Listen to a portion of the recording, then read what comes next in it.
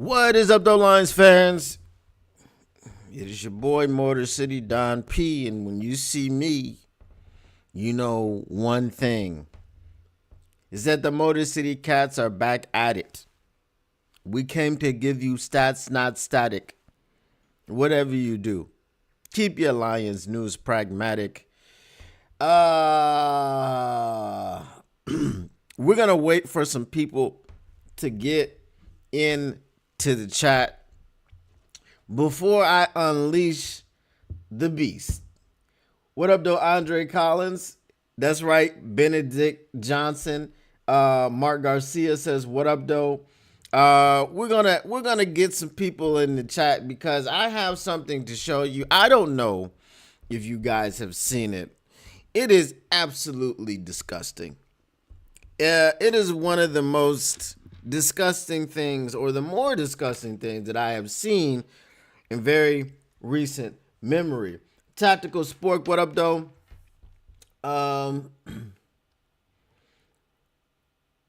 Let's go ahead. We're going to pop out that chat so I don't have to look over to my second screen to see what y'all are talking about. So we know that Ben Johnson, a.k.a. Osama Ben Johnson, a.k.a. Benedict Johnson, a.k.a. Benzolini Mussolini. Okay, all these things. We know he jumped ship and he went to the Chicago Bears. So we got 10 people in the chat right now. We got 3 likes. Make sure you smash that like button. But let's go ahead. And I just want to show you this video.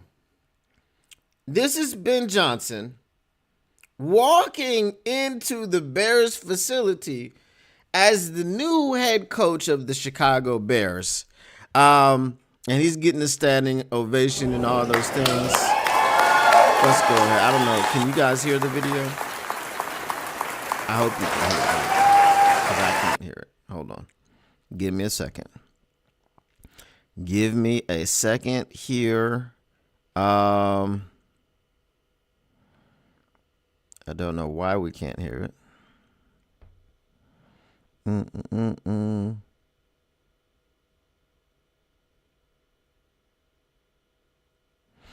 All right, I'll do it this way.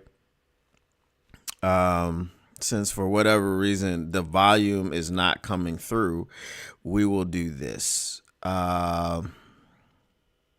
We will throw in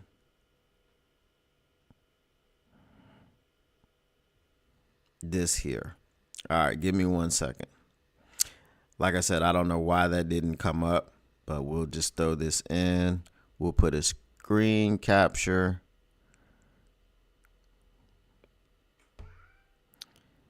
And yeah, you should be able to see this. And you should be able to hear it now. Oh, I got to play it from my...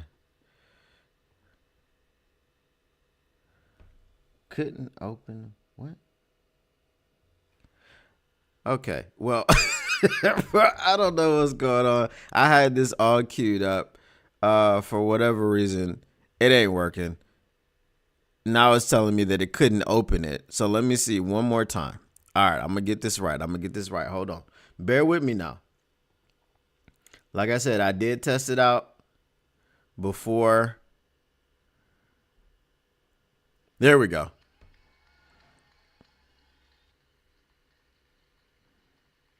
Can you guys hear this?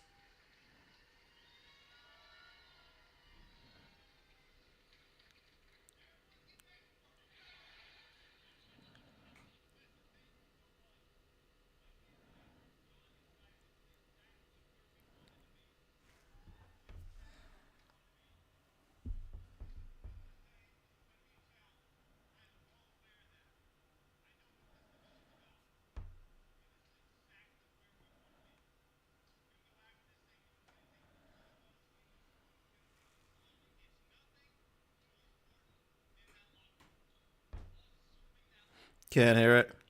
All right.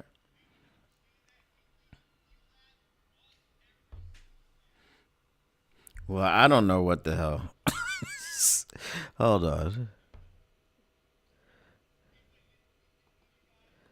Because now I'm like, why? It's not even showing up as a search. Anyway, so you could hear the first one, but you can't hear. Okay. All right, let's go back to the first one then. So you could hear the first one, but I couldn't hear it.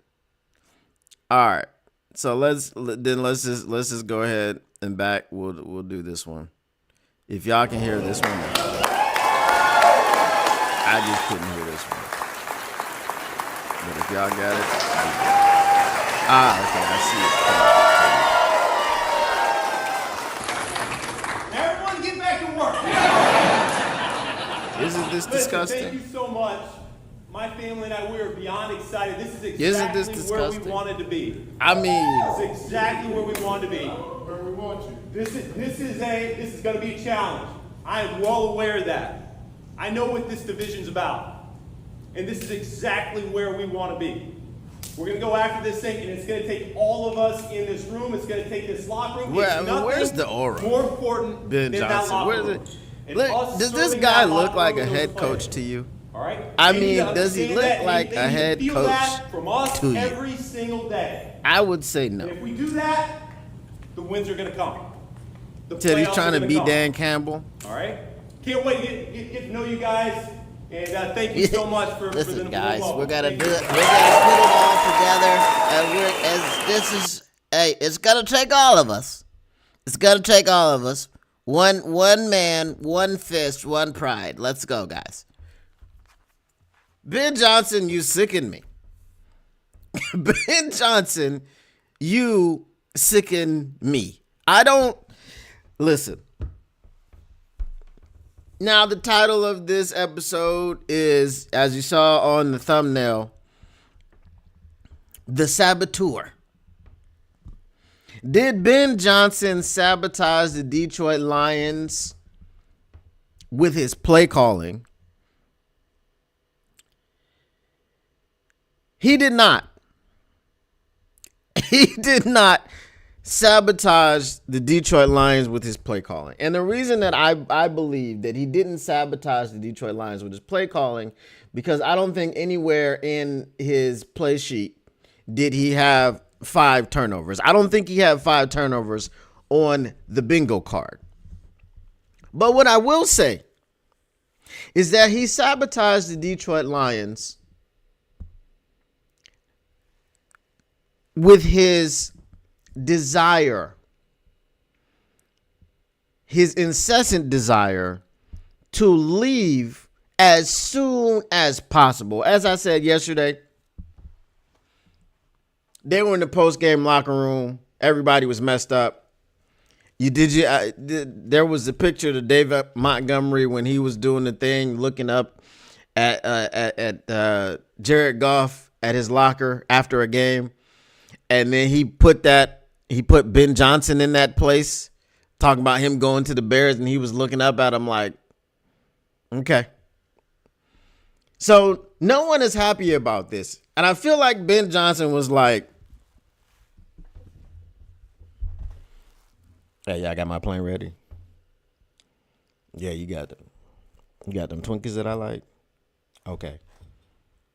Yeah. No. They finishing up in here. Yeah. We're going to be done soon. I mean, we already done on the field. You understand what I'm saying? That's not going to happen to the Bears, though. Nah. Because when I get there, we going to do what we got to do. You understand what I'm saying? Oh, yeah. Oh, yeah. Oh, no. I'll be there momentarily. Yeah. Just let me know when the plane gets here. You got it gassed up. You got enough petrol. Yeah? Okay. Yeah, I'll see y'all in a minute. All right, I'm out. Peace. I mean, he just like in the post-game locker room. He might as well done the Antonio Brown. Like, you know what I'm saying? That Ben Johnson, I'm going to tell you when Ben Johnson accepted this job as the Chicago Bears head coach. Ben Johnson accepted this job on Thanksgiving. Remember when Caleb Williams came in and he was gushing over Caleb Williams, and everybody thought, I don't know if that's the right thing for you to be doing. This is an opposing QB now. You talking about his ball pause and the way that it whips by you and the sound of the ball, and it's so crisp, and he throws such a beautiful ball. Oh, it's so magnificent. Oh, it's so magnanimous, the ball that he throws. I never seen a more beautiful ball ever thrown in my life. I've been a coordinator for 2 years. I ain't never seen it. So Ben Johnson pontificating. Ben Johnson was probably sitting up there on the Zoom call because people were like, oh, it was just a two-hour Zoom call. He was probably detailing plays that he had drawn up already for Caleb Williams. Just let that sink in. We're about to play a football game that is one of the largest football games in the history of this franchise, because it was going to propel us into the first ever NFC Championship to be played in the city of Detroit, to be hosted by the hometown Detroit Lions, to take place at Ford Field. If y'all remember last year, we played 2 home playoff games. We got robbed of having the chance to play for the home field advantage because of what happened in Dallas. But then what happened? The Packers went in and laid down the BTA. So then we got 2 home playoff games, but we couldn't get a third. That couldn't have happened because of the loss in Dallas. So we had to travel to San Francisco, and we know what happened there.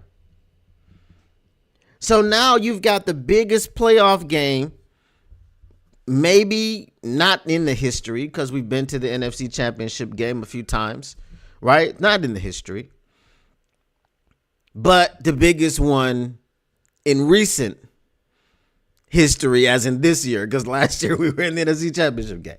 It's the biggest one for the city, right?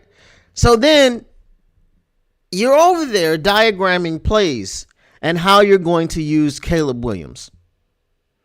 And you're over there cozying up with Ryan Poles, who we have all been calling incompetent for the better part of 2 years.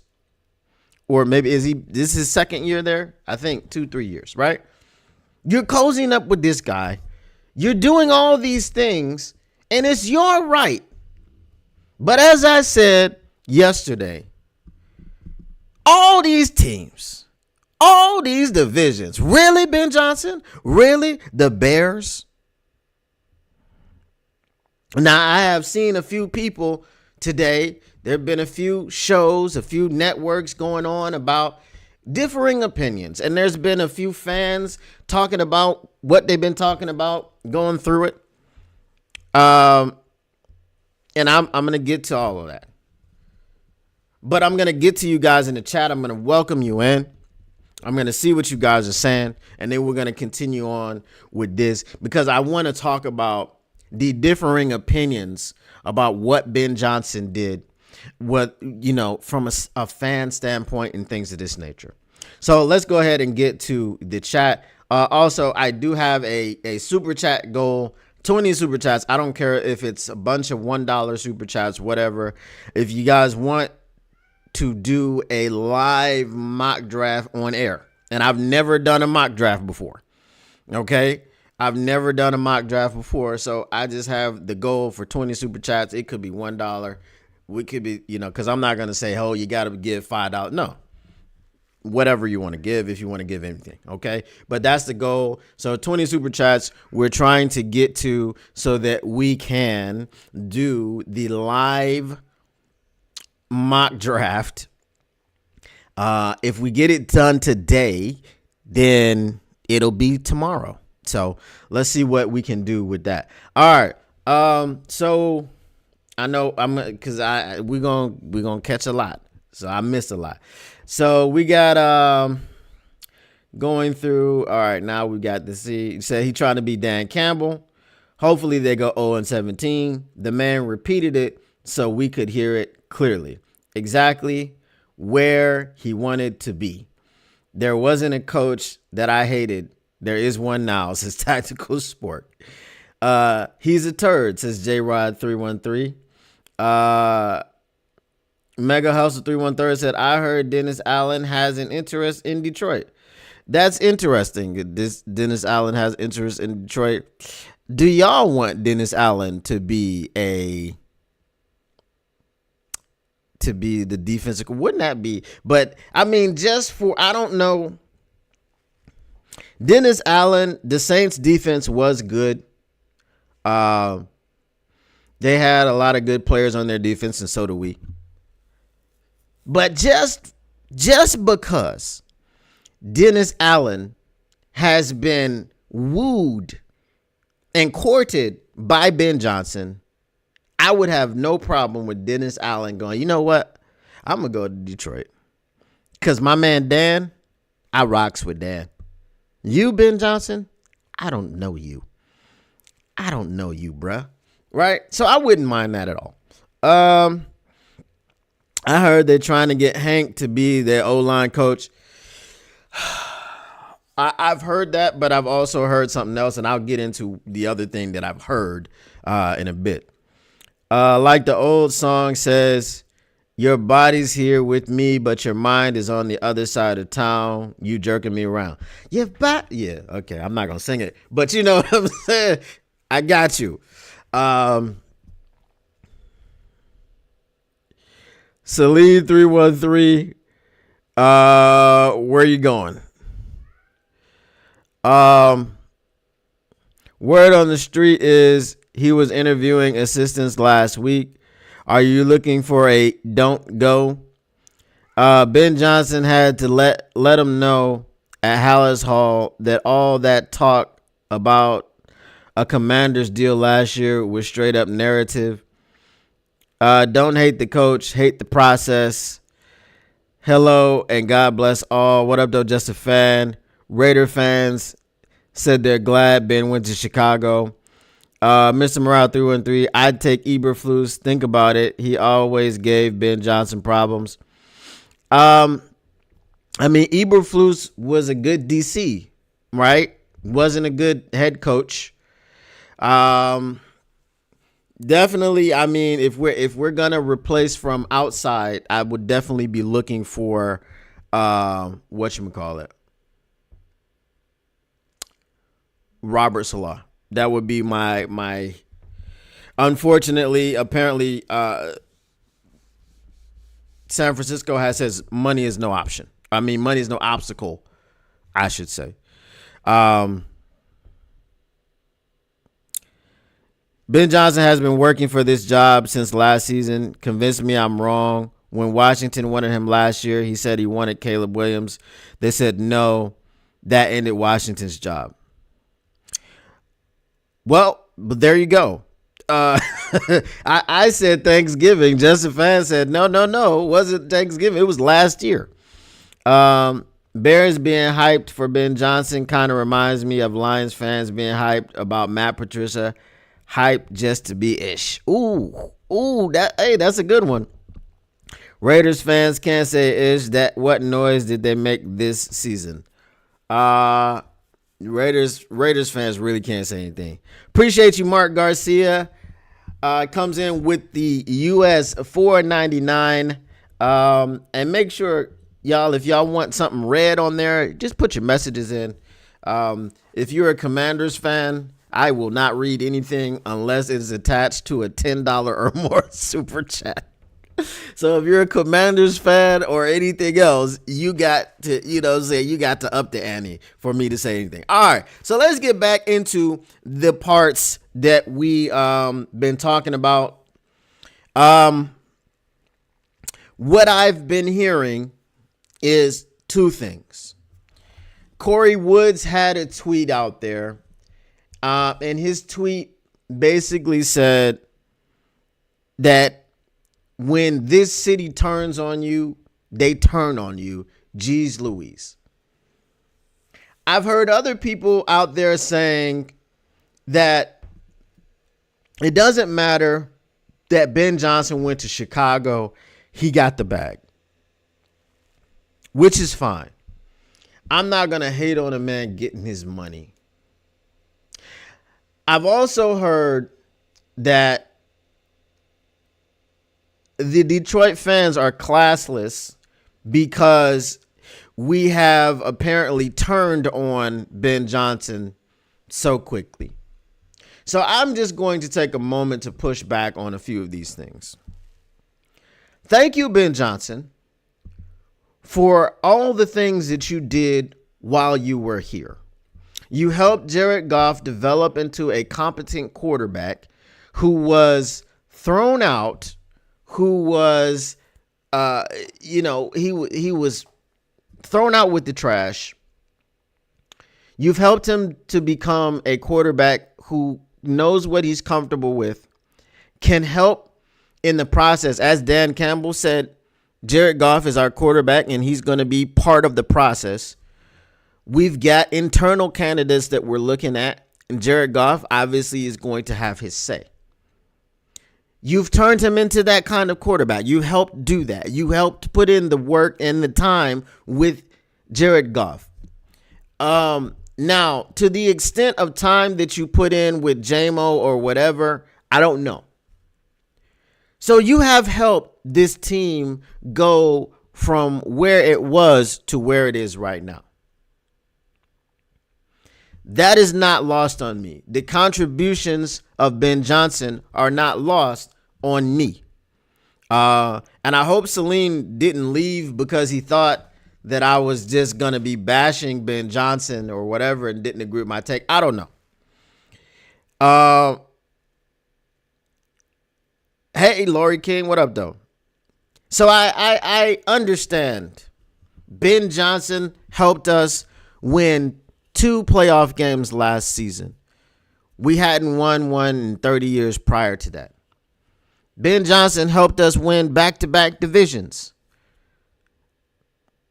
A division which technically we had never won because the last time we won it, it was called the NFC Central, and Tampa Bay Buccaneers were in our division. The NFC North we had never won. Ben Johnson helped us get to a 15-2 season. Ben Johnson helped us to have a historical offense where we had 2,000-yard receivers and 2,000-yard backs, which had never been done in NFL. Ben Johnson helped us do a lot of things. Ben Johnson helped us break records. Ben Johnson helped us to have a Tom Brady salivating over him, live on air. Ben Johnson did a lot. With that being said, Ben Johnson went to the Bears. The Bears. Really, Ben Johnson? Really? All these divisions, all these teams. Really? And you went to the Bears. So if you want to look at the fans and say, oh, the fans are classless, that fans is short for fanatics. We are fanatical about our Detroit Lions. And guess what you just did, Ben Johnson? You turned the fanatics against your ass because you went across the street to the Bears. Now, I was I was watching Derek's video about Ben Johnson leaving. In case y'all don't know, Derek is Lion Syndicate. And he was talking about it's like the way that Ben Johnson went over there and said, hey, Bears, I'm trying to get with you right now immediately. He's like, it's like your ex-wife trying to get you to hurry up and sign divorce papers so she could go marry someone else. I would submit that it's like your ex-wife trying to get you to sign divorce papers so she can go and marry your neighbor. She's staying in the neighborhood. She's not moving to another state to marry somebody else. She's not moving to another city to marry someone else. She's moving next door She's staying in the neighborhood. So when you walk out of the house in the morning, you going to see her over there smooching with her new husband as she kisses him goodbye as he goes to work. What is that?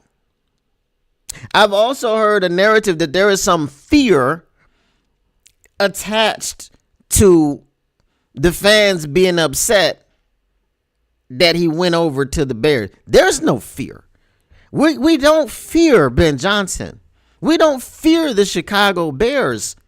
We're upset and angry that he went and seemingly spit in Dan Campbell's face and went to the Chicago Bears. There's a code. You don't break the code. Right? You can call it the G code. You can call it the bro code. You can call it whatever code you want. But the code shall not be broken. When one breaks the code, there's hell to pay. So Ben Johnson, thank you. In the words of Ariana Grande, thank you. Next. Okay? Thank you. Next. You will not be welcomed back. You will be booed harder than Matthew Stafford and his children get booed. Allegedly. But now, since the cat's out of the bag and we boo the children anyway, yeah, hashtag boo them kids. Boo them kids. I would submit, and I have submitted, that we should be booing the wife, booing the kids, booing everybody out here. Well, Ben Johnson, you have a wife with children too. So we are notorious child booers in Detroit, apparently, according to Kelly Stafford.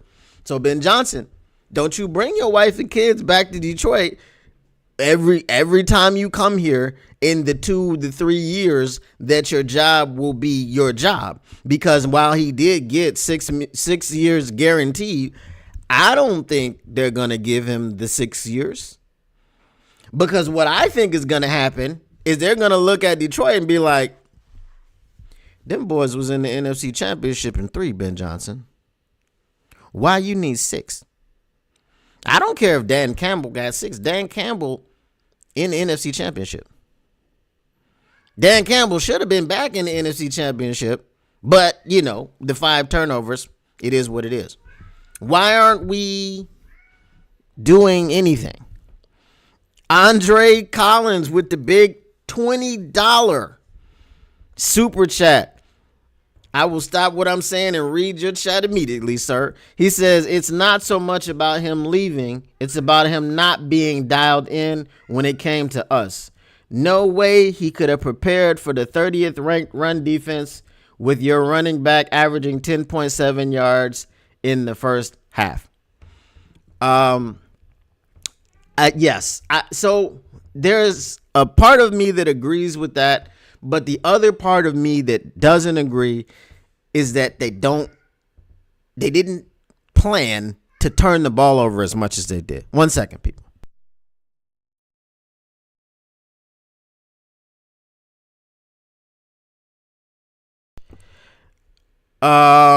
What up, though? Is Derek here? What up, though, Lion Syndicate? See, every time I say Derek's name, he pops up.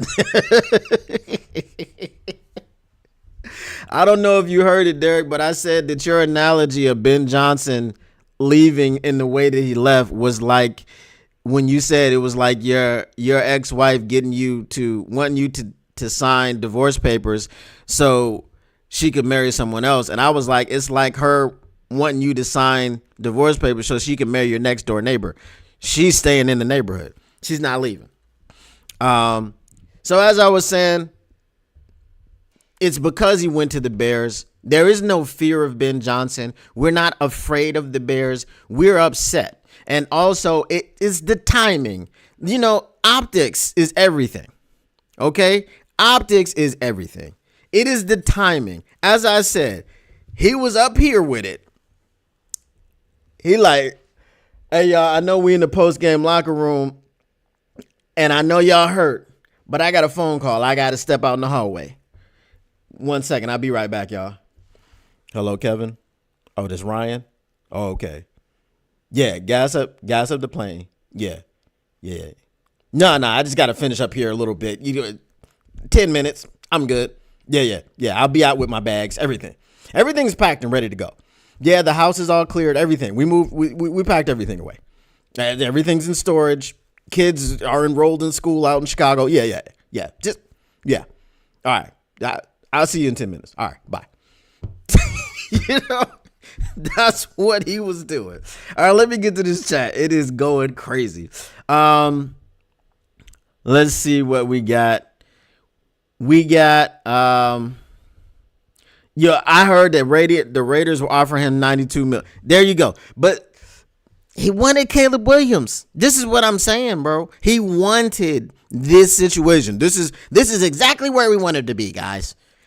This is exactly where we wanted to be. We didn't want to be anywhere else. We talked to the Raiders. Yes, the Raiders offered me what to carry the 16 more million. That's fine. What do I need with 16 more million? Come on, guys. We're going to get in this locker room. We're going to get to know everybody. We're going to kumbaya. This is going to be I know this division. I know the division like the back of my hand. I've been here for a while now. I know everything. Okay? Let's see. What up, though? Andrew is Ham. K still want me to be the OC. So I got to get some seasoning in the NFL, being able to play call in the NFL. I got to, if I want to throw my hat in the ring, give me about 5-6 years. Not right now. Mega Hustle says Justin Fields would be a good backup for Goff. Listen, this is unpopular opinion. Okay. But after I saw Justin Fields on the St. Brown Brothers podcast, I stopped rooting against him. I was like, you know what? He seems like a cool dude. You know what I mean? He made a bad choice. He committed to Georgia because he's from Atlanta. He committed to Georgia, and then he made the mistake of decommitting and going to Oh Hell No State, and that, But I'm not gonna hold that against him for too long, But is he gonna be a backup quarterback here in Detroit? For spite, yes. For spite, bring in Justin Fields. For spite, okay, and then bring in like an advisor to Todd Monken or so, to help them understand how to use Justin Fields. Just bring him in, as an assistant. Let's see. Did Braylon Dennis say something? It said something about the cat button. What up though, Braylon?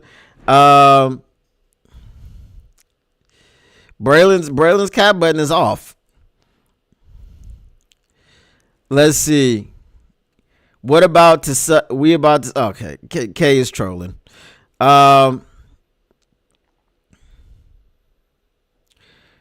Say Traherm Morris said Ben Johnson did that is to make his resume look good. No class.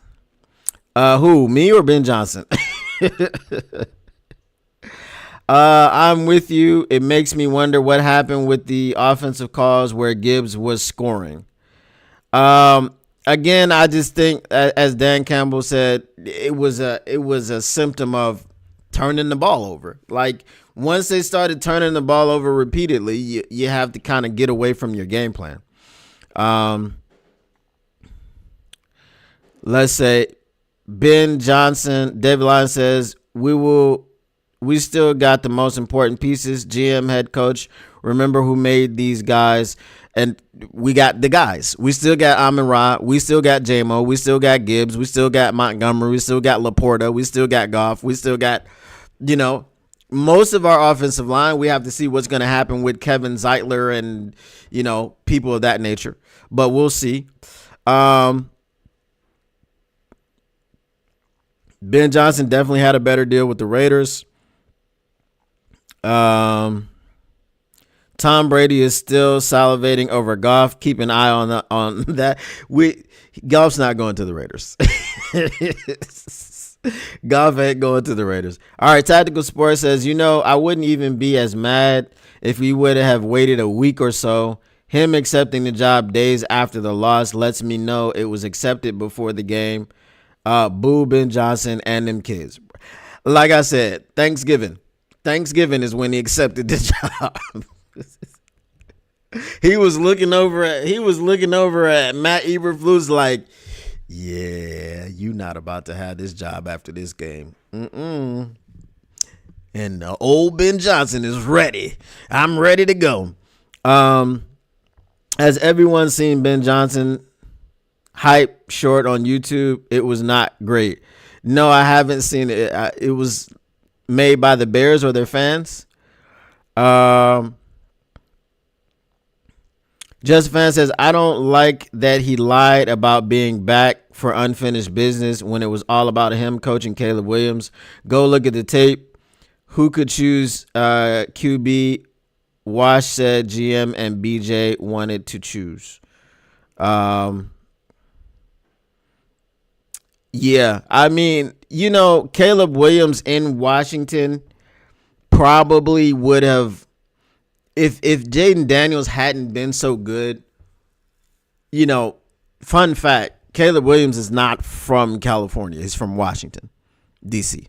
So that would be like a dream for him, I guess.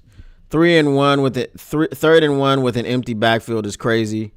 I feel you. I mean, what Dan Campbell said about that was we had done this like 50 times already before in the season, and we were going to go for it on fourth anyway if we didn't get it. But they liked the look that they had with Saint and Bobby Wagner. Obviously, Saint slipped.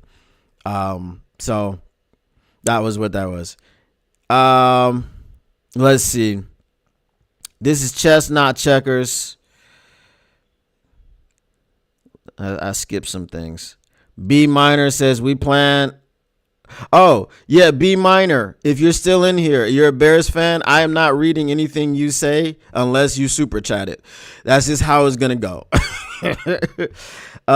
He called the plays with Goff. What's up, Derek? What's up, D? Derek, how do I find your live stream of the Washington game? You would just have to go to his channel. All right, let's see here. What do we have? Ben did us like Richie did his wife in Harlem Nights.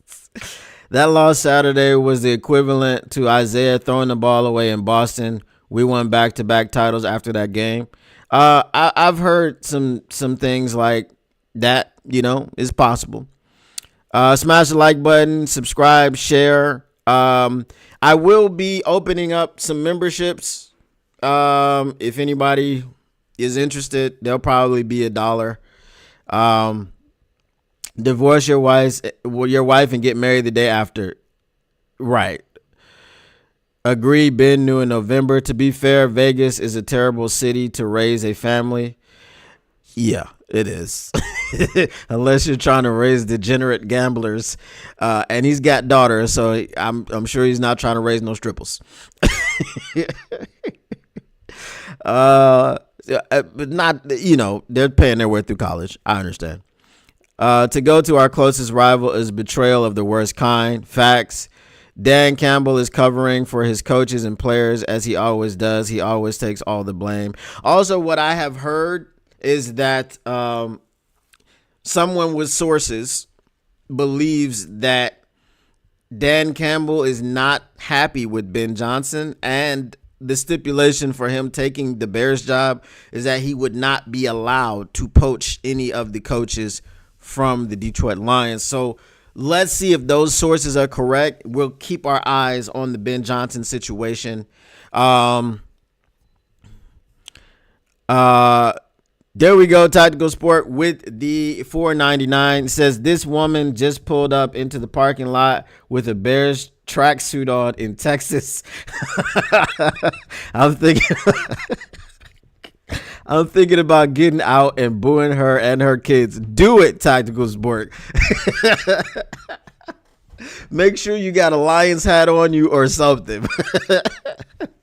Guys, if you don't know, I do have a super chat goal. There is no, it doesn't matter how much it is. It could be the smallest variety. I have never done a live mock draft. So if we get 20 super chats of any variety, it does not matter what they are.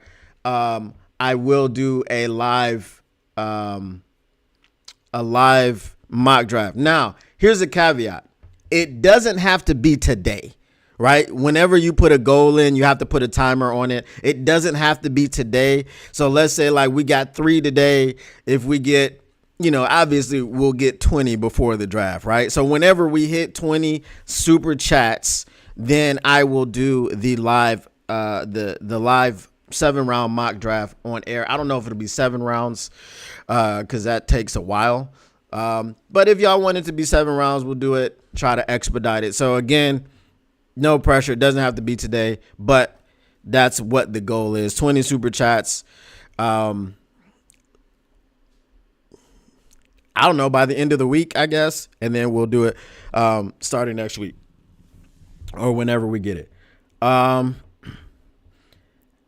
Bro, his name is Judas the Stumblebum Johnson, FM and FTB. Facts. Judas Stumblebum Johnson. As Derek said, he named the play after himself because he has become a bum. Tell them they can have Broderick Martin. Don't they shoot bears in Texas? How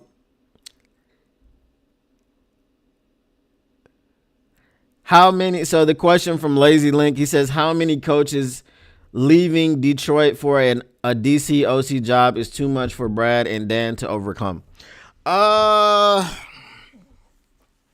That's a good question. So let's see. Let's run down some of our options. We've got 3 internal candidates. Who do we think those are? Tanner Engstrand, probably, as I've heard. And then this person said he also has a source that says maybe Tanner's not going to be the guy. They're okay with his mind and his ability to call plays, but maybe his personality. I mean, he did seem a bit meek in the interviews that I've seen him in, but it is what it is. I mean, do you think Dave Canales is a rah-rah guy or, a leader of men type? He doesn't strike you as that when you look at him. Dave Canales, if y'all don't know, is the head coach of the Carolina Panthers, who before that was the offensive coordinator of the Tampa Bay Buccaneers. I don't know. Scotty Montgomery is possibly, I would say. And then, because they're looking at 3. So the other 2, which would make one of them would be part of the 3, would be Mark Brunell and Antoine Randall. Now, I haven't heard yet of any of those guys getting job offers anywhere else. So that would mean you would have your offensive coordinator out of that bunch, and then all of those guys would stay in the positions that they're already in. So we've got our running backs coach, we've got our wide receivers coach, we've got our quarterbacks coach. I think Tanner Engstrand is the passing game coordinator and the tight ends coach. So we would just have to replace one of those. Obviously, if they became our offensive coordinator, they would vacate their posts elsewhere. So we would have to bring one of those guys in. Now, when we go to the defensive side of the ball, we've got any one of Terrell Williams, Shep, or Deshae Townsend. Deshae Townsend has already gotten interviews, I think, in San Francisco for the DC coordinator, the DC position. However, San Francisco apparently is ready to move heaven and earth to get Robert Saleh back as their defensive coordinator. But then also Robert Saleh is interviewing for head coach of the Jaguars. I don't think Robert Salah should take that job. To be quite honest with you, if I was him, I would take a defensive coordinator job and then wait for next year or the year after that for the next hiring cycle. After the debacle in New York, he's going to get another opportunity, just as Todd Bowles got another opportunity. Like, this is what I was saying to someone before. When you get fired, I think I was saying this to Derek, when you get fired from the Jets, don't worry about it, because everybody gets fired from the Jets. So that's not indicative for, it's not a stain on your resume if you're the head coach of the Jets and you get fired, because they're an incompetent organization. So everyone is looked at as like they get a do-over. So Terrell Williams, apparently Mike Vrabel, who he worked with in Tennessee, is looking at him as the defensive coordinator in New England. And then we've got Shep. Shep, if he doesn't get promoted, the thinking is that Aaron Glenn is just about to get that Jets job. And he will take Shep. Right? So that's two that we're going to have to replace on the defense, because one of them will get promoted to defensive coordinator and then the others may be gone. I don't know. Deshae Townsend, I believe, comes back, because I don't think he's getting hired in San Francisco. So then that would just say, all right, we have to replace now either Terrell Williams or Shep. If one of them becomes the DC. Now, here's the thing. If Terrell Williams is not the DC here or in New Orleans, or not in New England, then he stays here, and you only have to replace one of them. I'm going through this systematically. I'm like answering the question, but I'm talking myself through it to see. So now on the offensive side of the ball, you don't have to replace anybody other than Ben Johnson, right? So you're replacing the offensive coordinator, and you're taking somebody from the inside and moving him to offensive coordinator. So that means you would have to replace that one guy from somewhere else. And then on the defensive side of the ball, you would have to replace one, maybe two, because you're promoting one of them to the defensive coordinator. So you're looking at 2 to 3 coaches that we lose.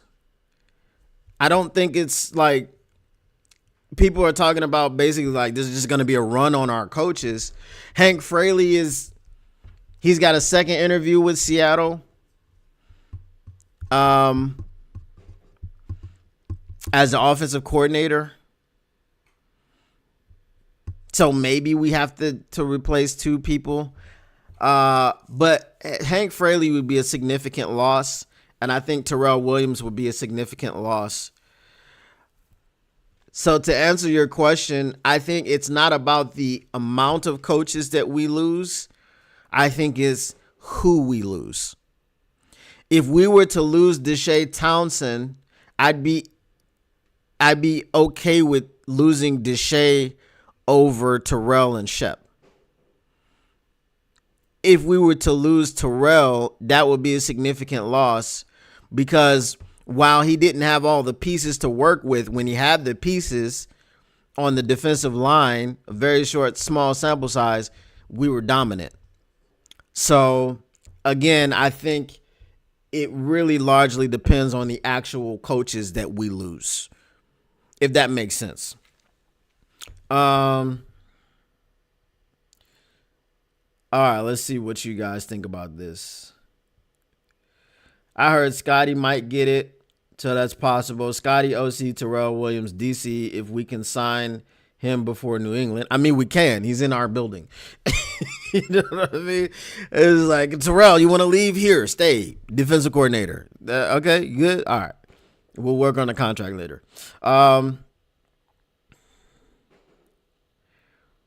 What's the size? Oh, you said the Bears are the size of a midsize SUV.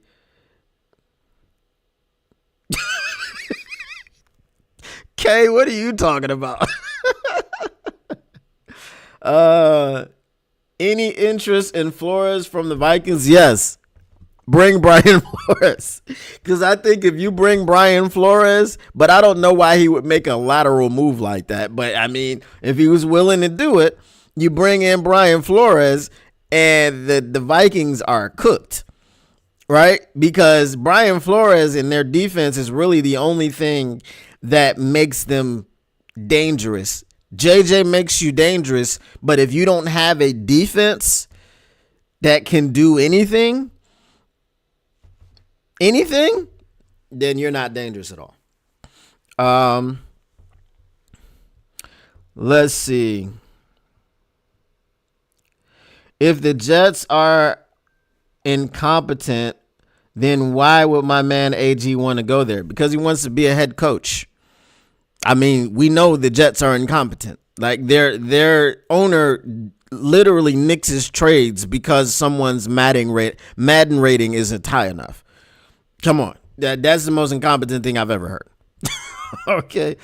I guess he wanted to go there because he played there. Maybe. Yes. Yeah. Lori says, I agree with you, Chef.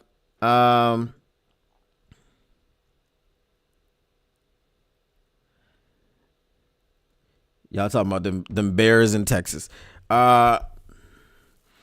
Brian Flores won't leave unless becoming a head coach. Yeah, that's what I'm saying. I don't see him making a lateral move unless like what people were saying about Ben Johnson, like it was a personal, beef thing that he had with Dan Campbell, and that's why he took the Bears job. I mean, it could happen.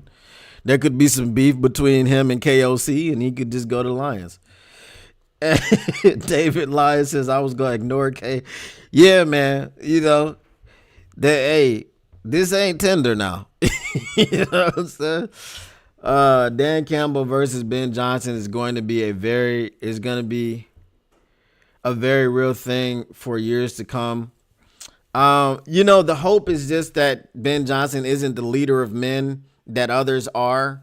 So, and I'll count, just a sidebar, I was looking at the super chat. I will count the super chats from yesterday as well in this goal. So as I said, whenever we reach the 20, then that's what we're going to do. We will do the live mock draft. So if anybody has some good live mock draft software or websites that they think are really good and reliable that would be good on stream, send them to me in the Discord. And we'll take a crack at it. I've just never been a mock draft guy. I know people love to do them. I know people love to, as the fans love to submit them. So we're going to do a lot of that just to get you guys interacting and everything like this. As far as, like I said, I will be throwing memberships out there. I just don't know. I'll have some fan suggestions, some chat suggestions of what you should get with a membership. You know what I'm saying? Let's see. The moose up in the it should be meese, man. If goose is geese, the moose should be meese. It just, I want to be a head coach and I'm 15 minutes away from MetLife doesn't mean it's the right fit. Dude, when look at what Ben Johnson did when he went to Chicago. He got $76 million guaranteed. It's not always about fit. You know what I'm saying? Sometimes it's just about what you get. Okay? And that's cash. If anybody thinks Ben Johnson is some meek and mild guy, look closer. He's an angry man. He is a snake. You know what I'm saying? He's a snake.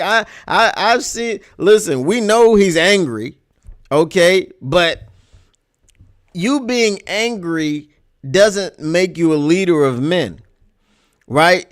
Because all that anger is what somebody like Urban Meyer had, you right? Kicking kickers.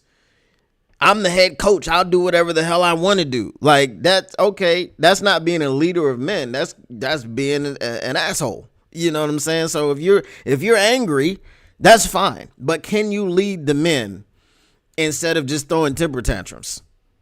You know what I'm saying?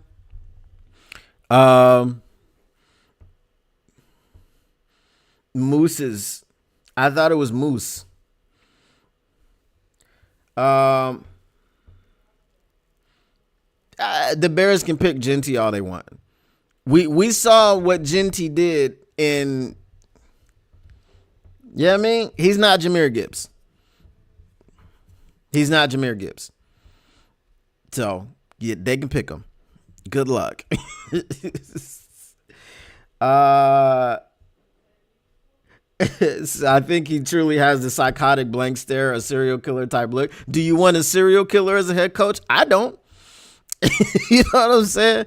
I've been listening to a lot of case files lately. I do not want a serial killer as a head coach. I can tell you that much.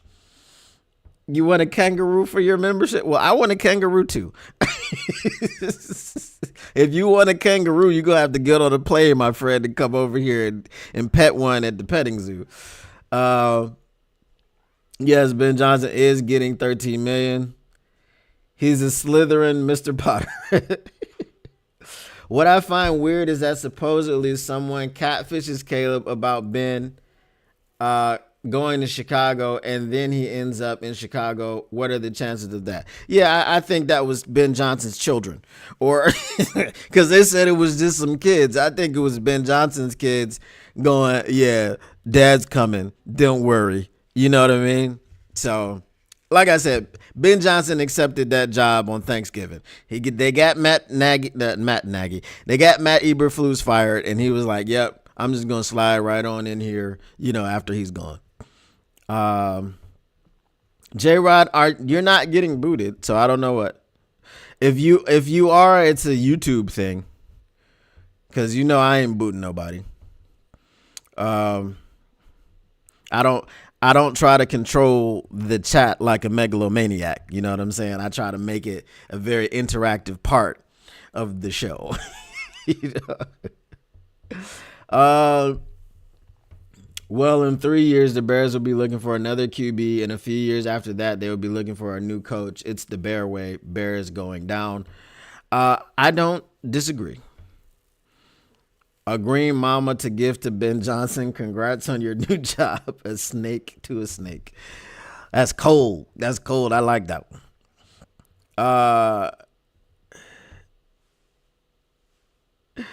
He said, you see the Bears website, Ben Johnson bio been up there. That move was planned way before 118. No, I haven't visited the Bears website, but what I have done is I've stayed away from the Bears podcasts. I don't want to see them taking a victory lap after stealing a coach from us. I just don't want to see that.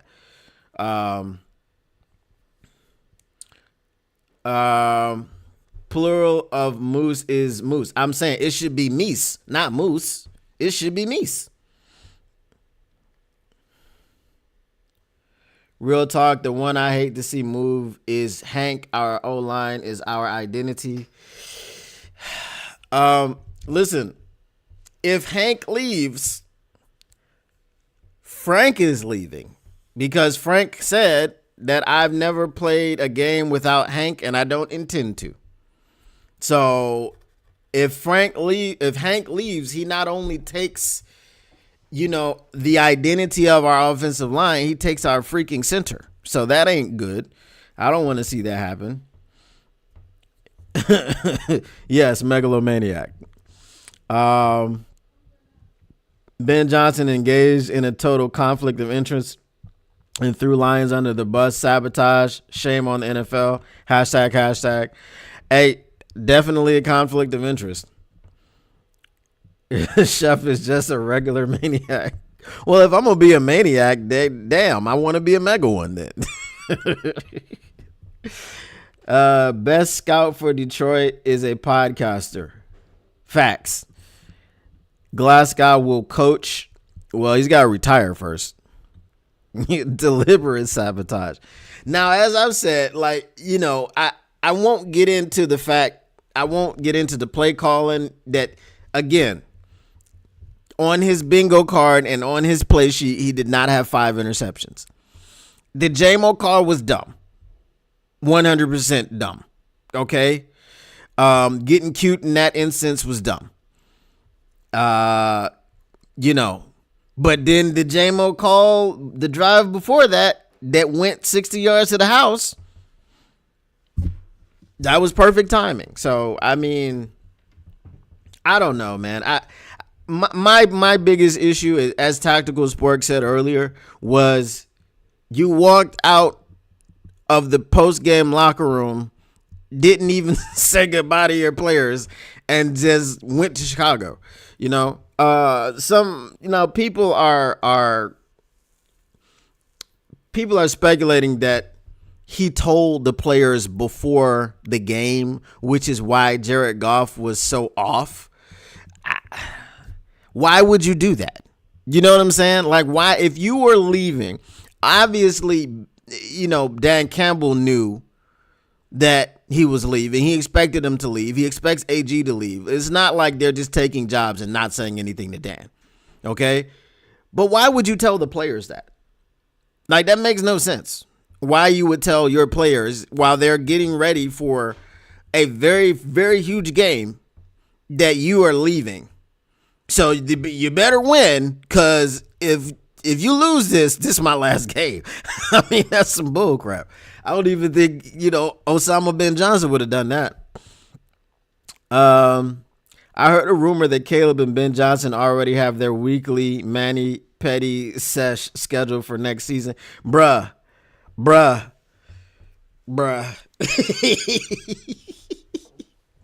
I'm guessing you saw the St. Brown Brothers podcast where that man was up there talking about, yeah, I get my nails done. I go to the salon. I be having fire designs picked out for him.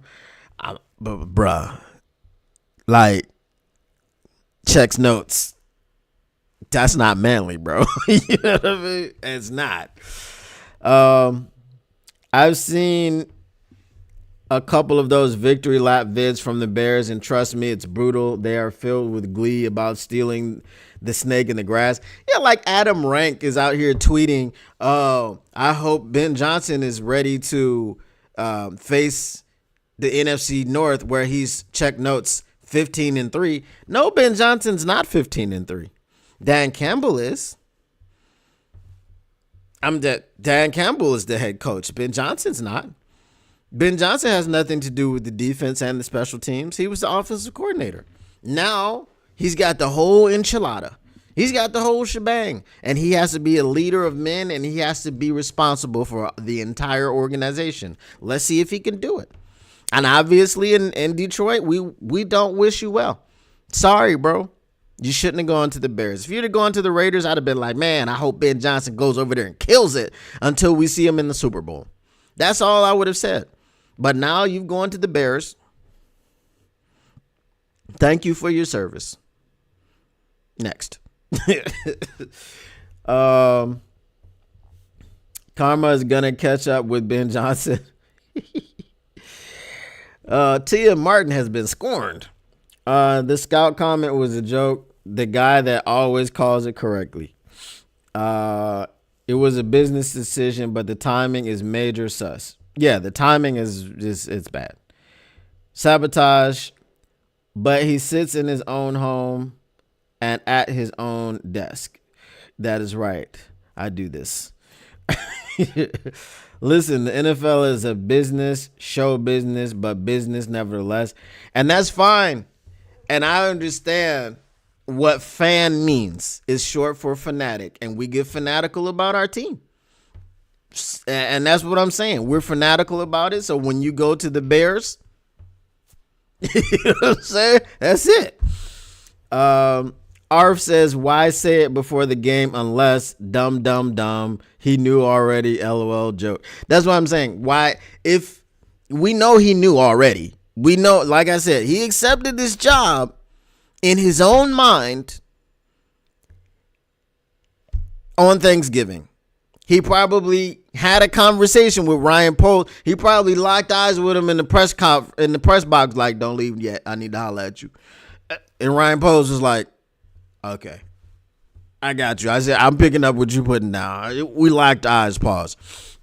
Okay. That Ryan Poles, I don't want to work with it. I don't want to hire Ben Johnson because he might try to get me fired. It was a smoke screen. Smoke screen. They had to throw smoke screens out there. They coordinated smoke screens because they had been talking behind the scenes. And Ben Johnson already wanted that job.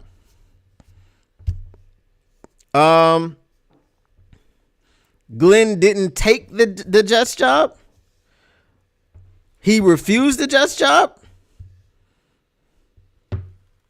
They became Care Bears. They locked eyes and became Care Bears. That's funny. Hold on now. Mr. Morale said he didn't take the Jets job. Hold on now. Hold on. We got some breaking news. What's going on?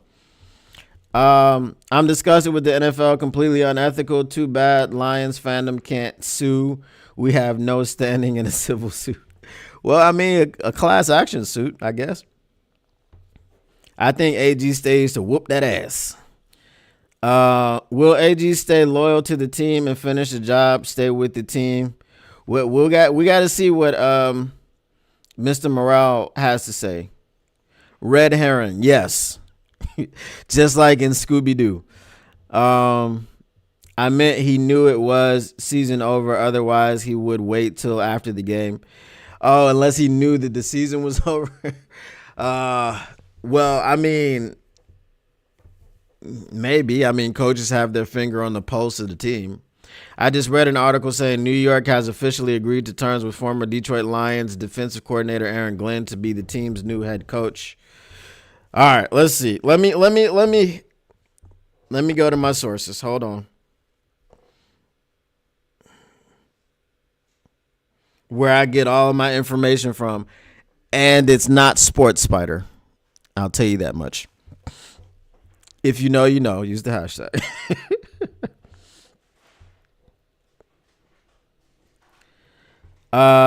Okay, so we have here an article that says wife of Lions Pro Bowler drops a hint on Twitter that could be absolutely huge for Detroit in their offseason.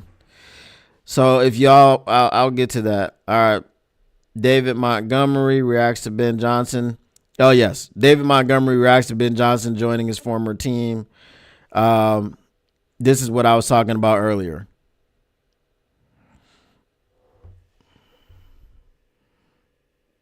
Can y'all see that? So it's a tweet that says Ben Johnson deciding to coach the Bears. Me. You know what I'm saying? All right. So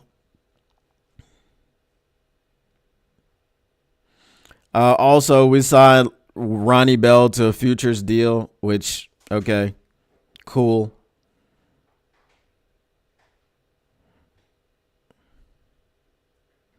Sheila Ford Hamp sent out a letter to the fans. All right, let's just do a good old Google search to see if we can officialize this.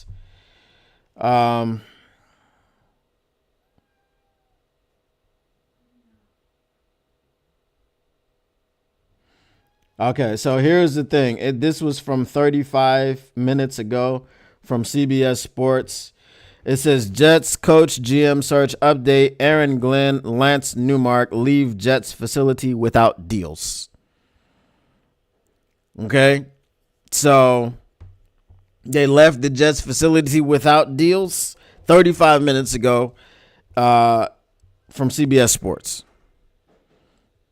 All right, Jets fan, we will catch you later. Let's see. Yes. Okay. Just like what Mr. Morale said, he left without a deal in place. This is really a bang up year. Trade Sauce Gardner to Lions, send him home. Bro, That should have been the stipulation to Ben Johnson too. Hey, if you go take the Bears job, you send us somebody. Who do y'all want from the Bears? Anybody? It definitely ain't nobody on the line, or the offensive line for sure. All right, so then, but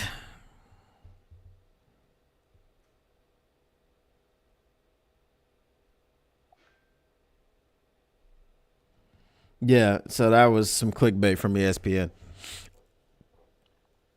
Ronnie Bell, what about Biv and DeVoe? According to CBS Sports, interesting. No. So,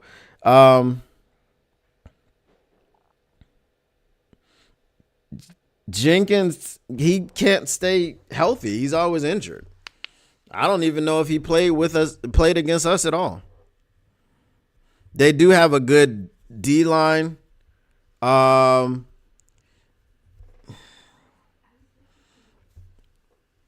Montez Sweat, right? Trade us Montez Sweat. Mike Ditka to OC for the Lions. Hey, if Mike Ditka was the OC for the Lions, Sam LaPorta would be even a bigger beast than he is. But Amon-Ra St. Brown would catch 2 passes all year. Sam LaPorta would have 800 targets and 700 receptions. So yeah, I mean, with Aaron Glenn not done, he didn't take the Jets job. The Saints again is a bad situation because their financials ain't what the financials need to be. Javon Dexter, I would take Montez Sweat. You know, that's what I'm doing. Like if you're gonna trade somebody from the Bears, and here's the thing. This is why we're not afraid of the Bears. We're trying to figure out a player that we want to take from the Bears. With the Jets, you were like, oh, Sauce or Quinnen Williams. Hell, even Quincy Williams, right? You can just rattle off people. Garrett Wilson, like, I don't know that he fits. I mean, I guess Garrett Wilson and I can't believe I'm saying this. Garrett Wilson and J-Mo on the outside. Amon-Ra St. Brown on the inside. 3 receivers set every single time you come out. you know, 3 to 4, but all your base formation would now be 3 receivers, right? T.M. Martin.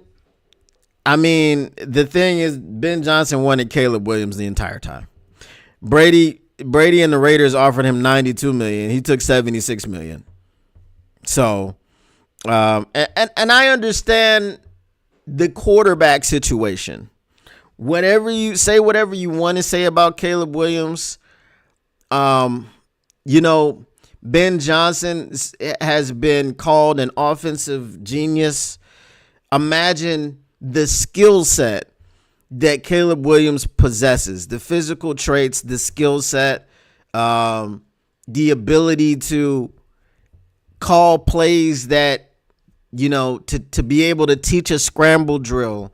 These are, unfortunately, if you're looking at it analytically, these are things that he didn't have the flexibility to do with Jared Goff because his physical traits are not what Caleb Williams' traits are. He's talking about how the ball whistles. It whistles by you when it whizzes through the air. And, oh, God, he throws such a wonderful ball. And then, so obviously all these things that he's hyped up over Caleb Williams publicly, there's some other things he's saying privately which we're not privy to, and we can guess what those things are. I understand salivating over the package that is Caleb Williams that is on the outside. Now, when you get inside under the hood and what's between the ears and holding on to the football for 52 seconds per play, and you know what I mean? Like, once you get into that, can you fix that? I don't know.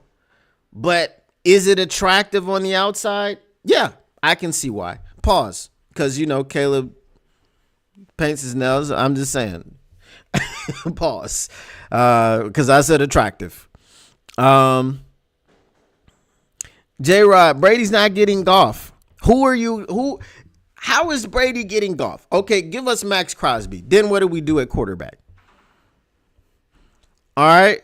You can say, all right, so what our offense can be is Jahmyr Gibbs, David Montgomery, pound the rock. What are we doing with J-Mo? Like, imagine if you said, let's trade Jared Goff for Aidan O'Connell and Max Crosby. Does our team get better or worse? He said Goff doesn't want to go. Bears trade us Caleb Williams so Ben Johnson steps down. I would do that. I'm not even gonna lie. I would do that. That Caleb Williams skill set is why you would want to go to the Bears. Exactly. But it's the Bears. F the Bears. FTB. FTB, FTG, FTV. Okay? F all of them. Bears also have top 5 cap space. Yeah, but I mean, we see what they did with a lot of cap space last time. They signed a bunch of names that didn't fit together. And that's why that locker room was the way that it was. Obviously, we've all, and here's the biggest question when we're talking about Ben Johnson, when we're talking about the leader of men.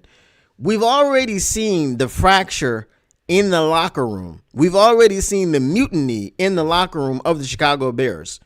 I was very invested in the Chicago Bears' misery all season. It was delicious. It tasted great. Okay. It quenched all of the thirst. Okay. If you wanted to see misery, if you wanted to see dysfunction, you didn't have to look any further than the Bears. Okay. You didn't have to look at any other team. You didn't have to look at the Jets if you didn't want to, but you could if you are like a masochist and you love the dysfunction. And you want to drink and eat of all of it, but all you had to do was look at the Bears. I mean, it was dysfunctional from top to bottom. It was lovely. It was a great thing to see. Okay, so now if you got Ryan Poles over there making the decisions as the GM who to spend the money on, again, he's done that before. And he brought in all the high price free agents and all these things, and it just didn't work. So let's see if he does it again.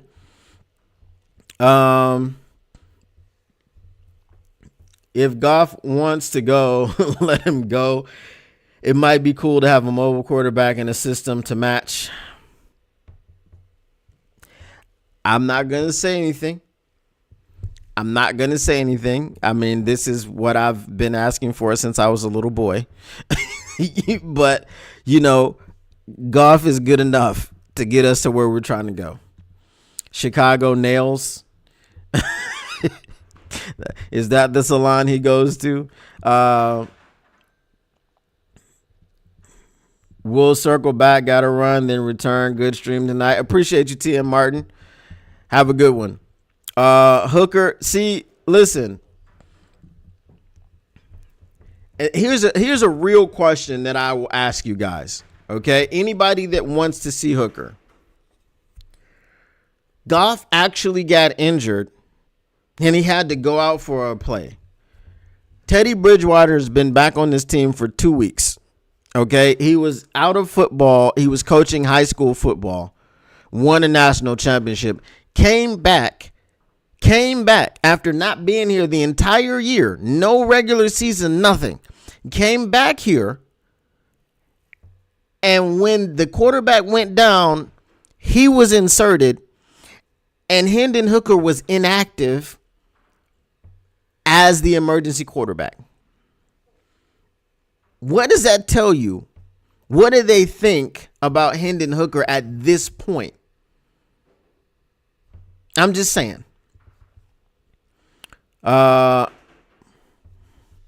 Bears have a bunch of high picks and a decent defense.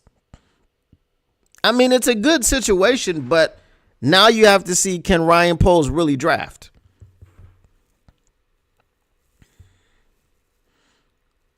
Right? And again, Ben Johnson is an offensive head coach. What is he doing on the defense? What is he doing on the defensive? Well, I mean, really, he needs offensive linemen. I mean, they just need a line. Really, if I'm being honest with you, their offense simply needs a line. DeAndre Swift is, he's DeAndre Swift. You're going to need another running back. I don't know how he's managed to stay healthy these last 2 seasons out of Detroit, but, it is what it is. He might start pulling hamstrings and injuring other parts of the body, which I won't talk about right now on air. If he doesn't, like the situation, I'm sure he's thrilled to have another Detroit coach because it's something now that he's familiar with. I'm sure he'll thrive. It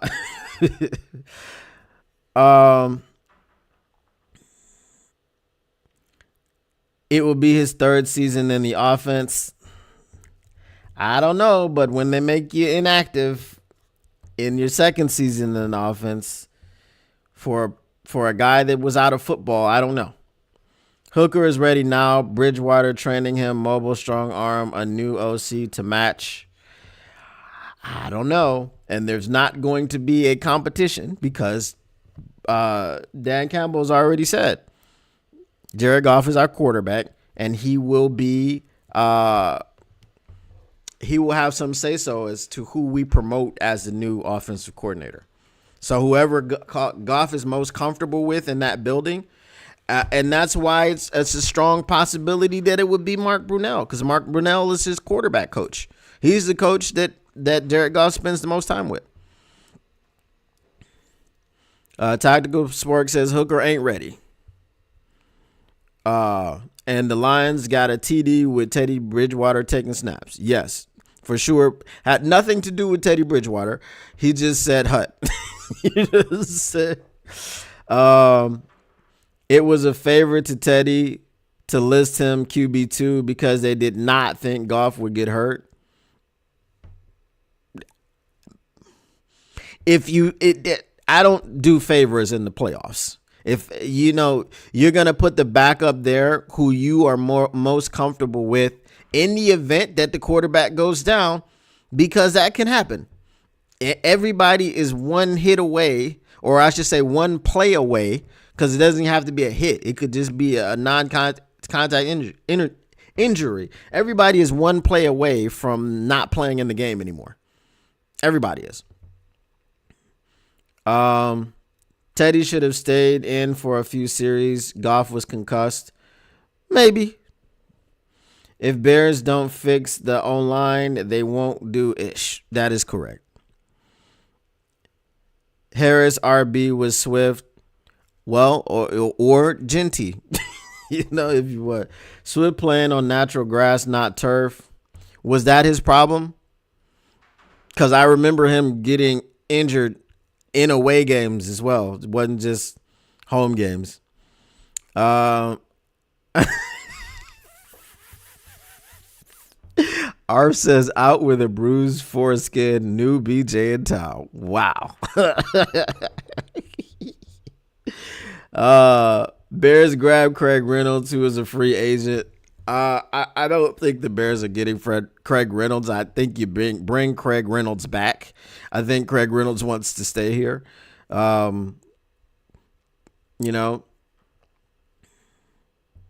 Watch out for that smoke, bro. Which smoke? All of it? Facts, but Teddy didn't turn the ball over. Teddy was only in there one series for literally 3 plays. If you turn the ball over I think it was one pass and two handoffs. Yeah. So can we trade Bears Broderick for our third we got with him? I don't think they'd do that. Yes, he was there as he was the emergency quarterback, which means he couldn't play unless the other two got hurt. That's why I'm saying you don't make him your emergency quarterback if you're confident with him. You would have made Teddy Bridgewater your emergency quarterback, especially since he was out of football for the entire year. Yes, he was coaching it, but he wasn't playing it. He wasn't practicing it and getting ready to play. It was Ben Johnson's idea. Probably.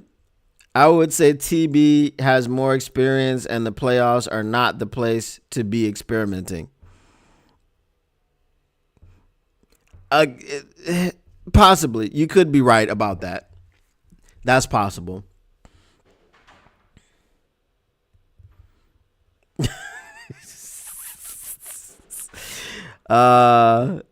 Is smoke legal down under? Apparently. But I think medicinally, we should trade.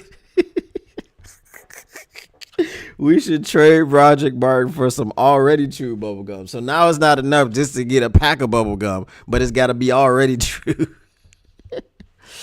The Bears, they will do anything they can. They can draft a dude that paints his nails. I mean, bruh, like if you haven't, because I don't know that I can do it justice. Okay, if you haven't seen the Amon-Ra, the St. Brown Brothers podcast with Caleb Williams on there, go watch that. Not now, after the show, right? But watch that and watch this man go on for like 5 minutes with confidence, talking about how he paints his nails.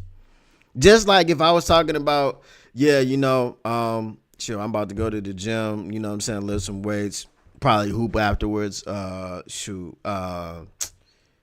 home, play some PlayStation, you know what I mean, go get a burger. Like, he was just as confidently as I'm talking to you about that, just as matter of factly as these things are supposed to happen. That's how he was talking with his nails. He wasn't picking through nothing. He wasn't like, well, you see, he wasn't explaining himself. He wasn't doing any of that. He was just like, listen, I paint my nails because that's what men do. And, he just had that type of energy. And I was just stunned. I was in my car listening to it, just stunned. Like, I can't believe this man is literally just so confidently talking about his nails and painting them and going to the salons and having fire ass, designs. Evening, salty pork chops. I was hoping to see you today because what I wanted to tell you is, what is that dude's name?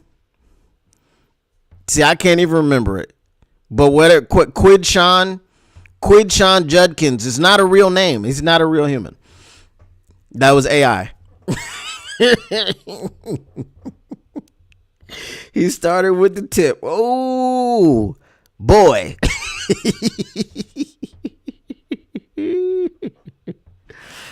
I don't know anything about what you're saying, salty pork chops. I just saw a tweet. It was talking about Quidshon Judkins or whatever, and I was like, that's not a real person's name. That's a made up name. That is not a real human. So didn't watch any of it. Didn't watch the highlights. I saw it was a highlight for the game, and I quickly scrolled past it. But I just wanted to let you know that name is not the name of a person that exists. That's not real human names. Sorry. It's not even Quinson. It's like Quinshon or Quidshon. So you spelling it wrong. That's how you know it's not a real name. You can't even spell it.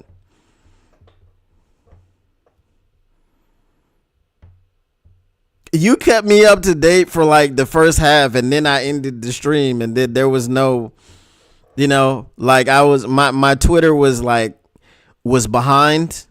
I hadn't refreshed it in a while, and I saw that stuff on there, and I was just like, okay. I don't even know what the final score was. I don't know what happened.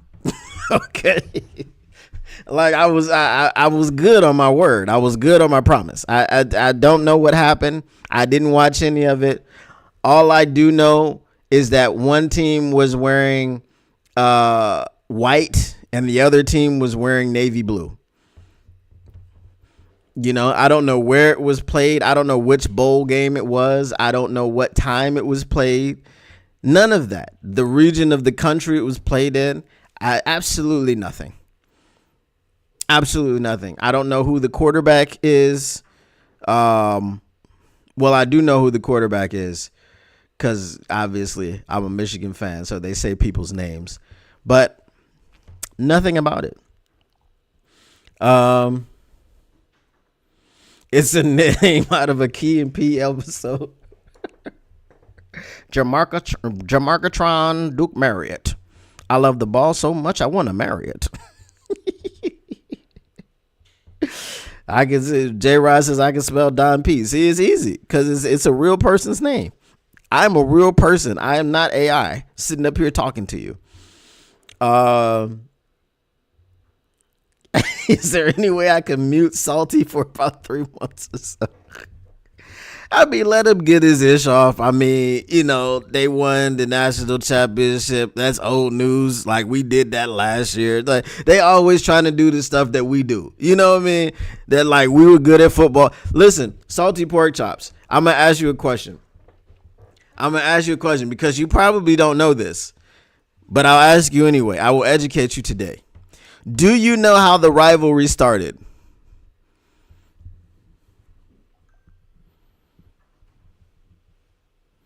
All I know is the team in white has some ugly uniforms. Facts. Like, who puts those colors together?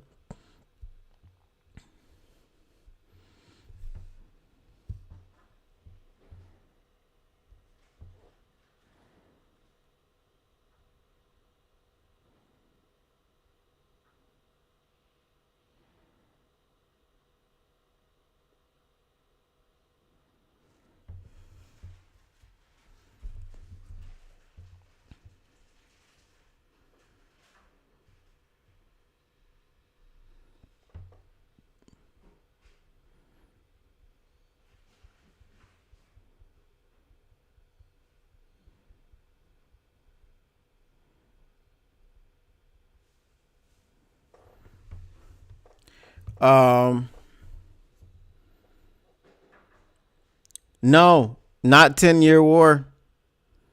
No. So, no. See, you don't even know. Y'all don't even know. Bo and Woody? Brother. This thing goes back deep. Try the 1800s. Okay? And Salty, brace yourself.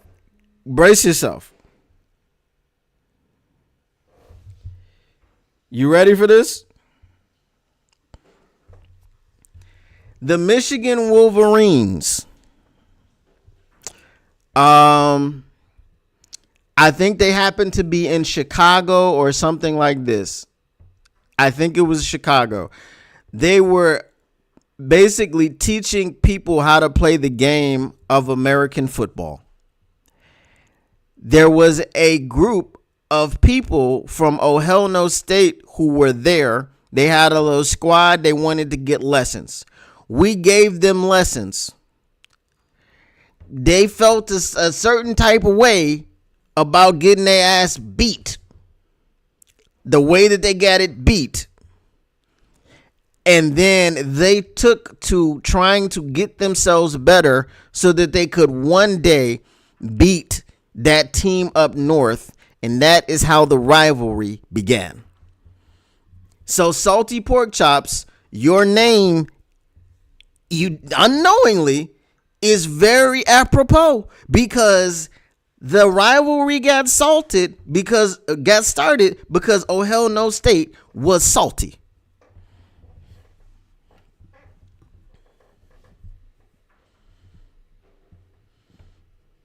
Was it play call stealing or paranoia about thinking it? No. Did not Bo work for Woody? I mean, that's not how it got started. Remember, the rivalry is over 100 years old.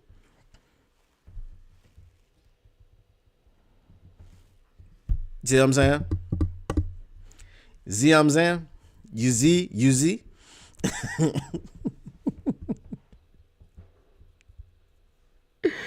This is Bo is a fraud. I stand with Neil.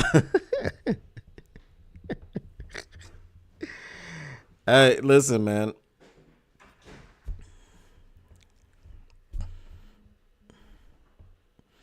Thought it was the pork chop? No. I mean, they might have had a player on their team named Pork Chop. Who knows? I don't know what their nicknames were back in the day. All I know is they were very salty. So salty, now you can go back and you can tell your friends how the rivalry really got started. Us being your daddy. Okay. Like, you literally got taught to play football by us.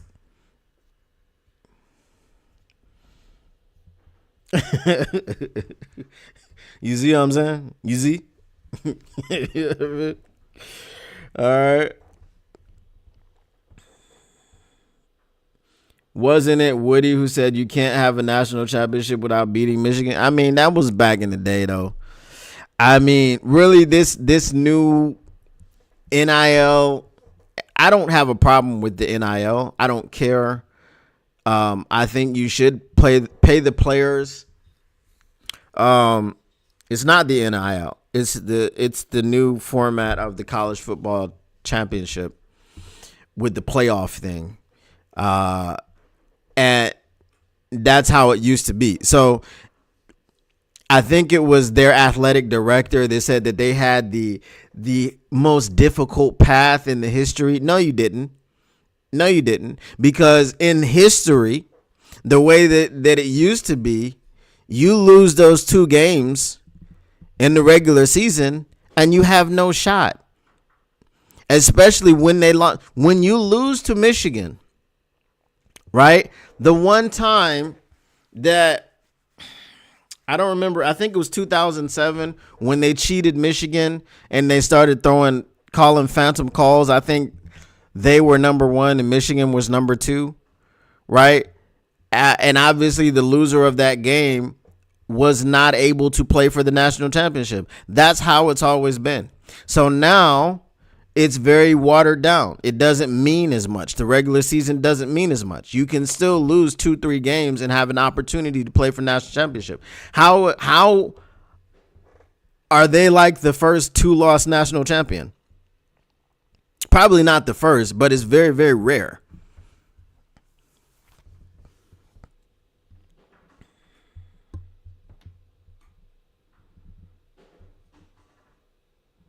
Kind of like Ben Johnson with Chicago. We sent Ben to Chicago to teach them to play football. No, we didn't send Ben. Okay? Ben went on his own volition. Okay? Ben is a traitor, a turncoat, and that is why he is Osama bin Johnson. Okay? We didn't send Ben nowhere. All right? We wanted him to stay. But now what I'm thinking is, okay, we're going to have some fresh play calling, some fresh ideas, some fresh understandings of blocking schemes and how to get Jahmyr Gibbs going when he averages 10.7 yards per carry and actually 7.7 for the entire game, which is insane. 5.6 yards per carry for the entire season, which is insane. How to get that guy going? Maybe we'll do that. The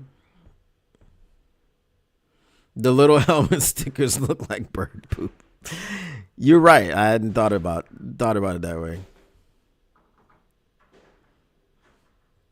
Nobody's mad at him getting the bag, but if it was really about getting the bag, you go to Las Vegas where they were offering you almost $20 million more. I mean, you know. The NCAA found another way to make money off these players. I mean, at this point, it's fair. They're making the money off the players, and the players are making the money. So it's fair at this point. I mean, it's no longer exploitation. Before, all the years before, it was exploitation. You guys are getting billions of dollars off of these players' backs, and you're giving them what?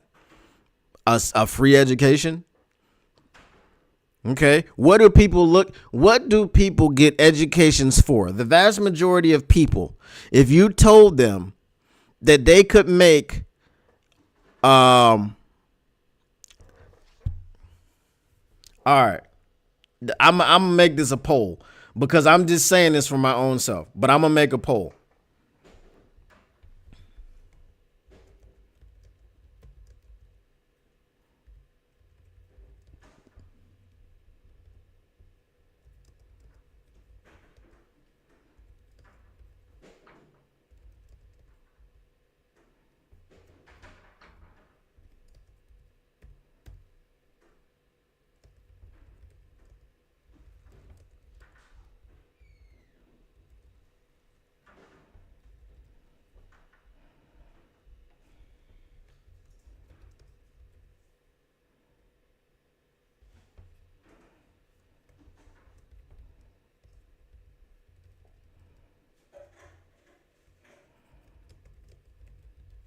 I was getting the phrasing right.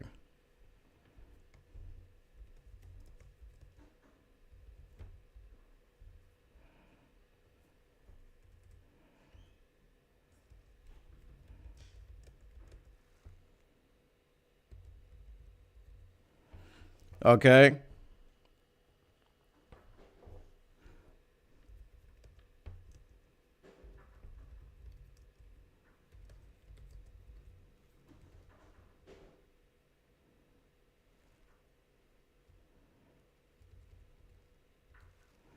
Hold on. I gotta fit it in.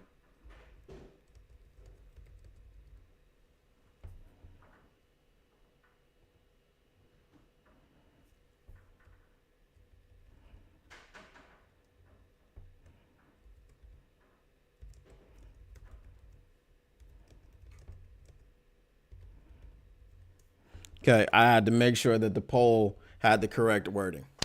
Okay? So, if you could make $500K a year by working a 9-to-5 job without going to college, but $1 million if you did, would you go to college?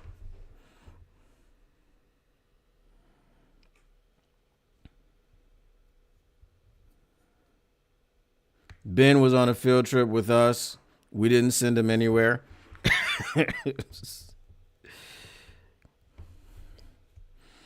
Okay.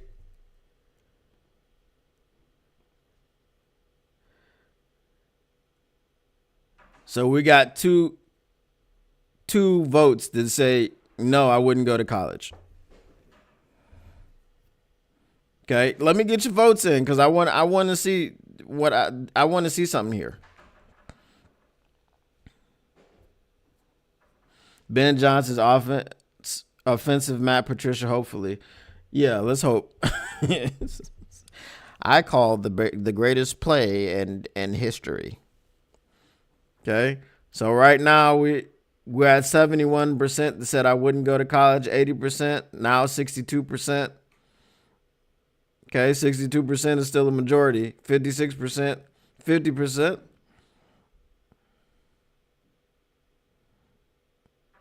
All right, we 50-50.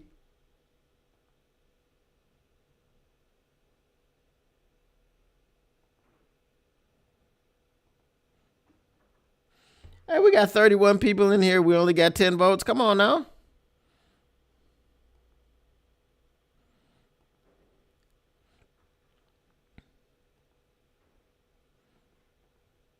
So if we look at this, we're saying half of the people would go.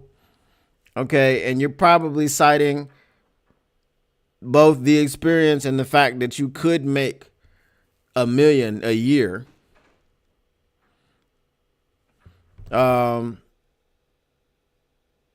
This was a slap in the face, a bare moon out the car window, skinny little white full moon. I'm not mad at him. $13 million a year with a QB prospect versus Vegas with no QB and no top 3 pick. you're asking to be fired within 3 years. At least with Caleb, there's a chance to have a successful career. I get it. I get it. Don't listen. I'm not going to tell you I don't get the business of it. But what I'm saying is F the Bears.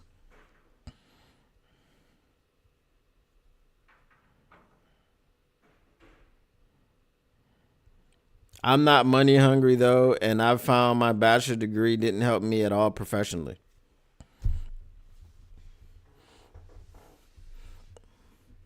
I mean, my bachelor's degree helped me professionally.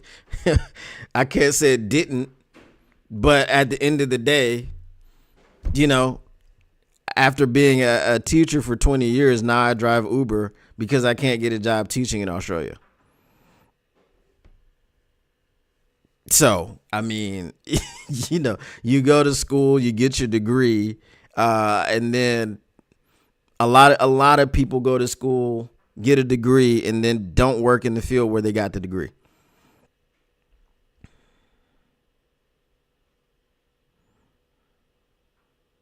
Said I went to college and I wouldn't change that experience for nothing, and I'd make double the money. Yeah. I mean, I get it. That's why I made it. That's why I made it the way that I made it, because I said I wanted to word it carefully, because I didn't want to skew it in one way or the other. Now we're at 55%. No, I wouldn't go to college. I just felt like both coaches didn't plan well and their mind wasn't on this game. They didn't coach well and didn't have the team ready. I mean, again, I'm not going to fault the offense because you don't have 5 turnovers on your play sheet. You know what I'm saying? You don't have 5 turnovers on your play sheet. That's just not. It's not what it is. You know what I mean? That 4 extra years, maybe 6, I was in school, I'd be missing out on $3 million of income before I'd make any money. Facts. But then you would make up that $3 million. Those is one of those math problems, right?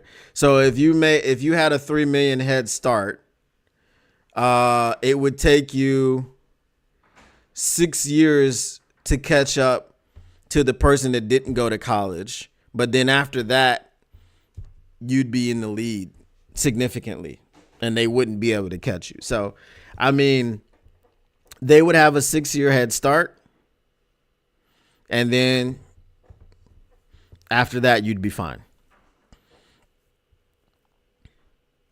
I do feel more well-rounded because I went to college. Experiences were worth it. I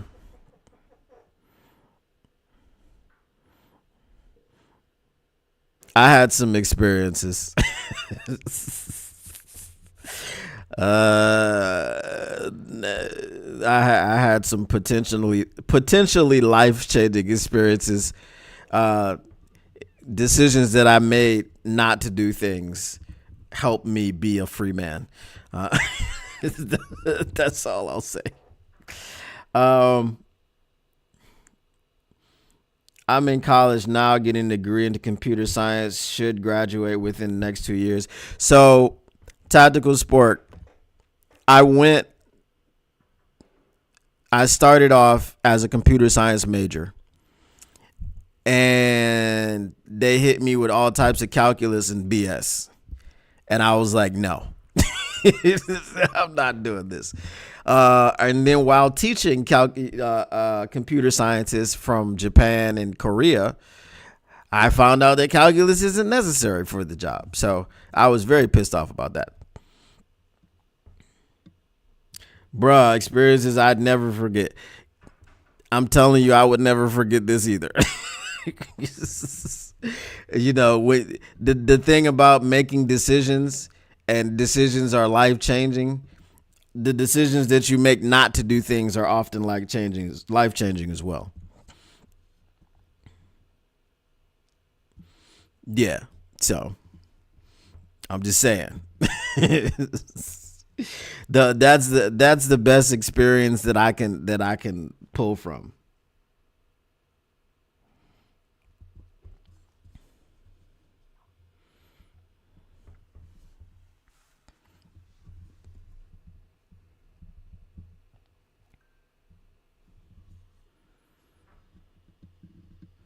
So we're at 58%. So that was basically my point. The way they do computer science in Texas, you do so much math that you also get a minor degree in math.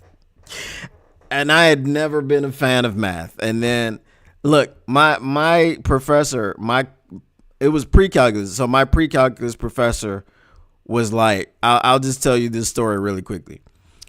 He was from China, right? Cool dude. He comes in, he tells us, first day of class, if you don't spend 9 hours a week outside of class studying for my class, you will not pass it. So I'm sitting up here like, dang, I'm definitely not passing this.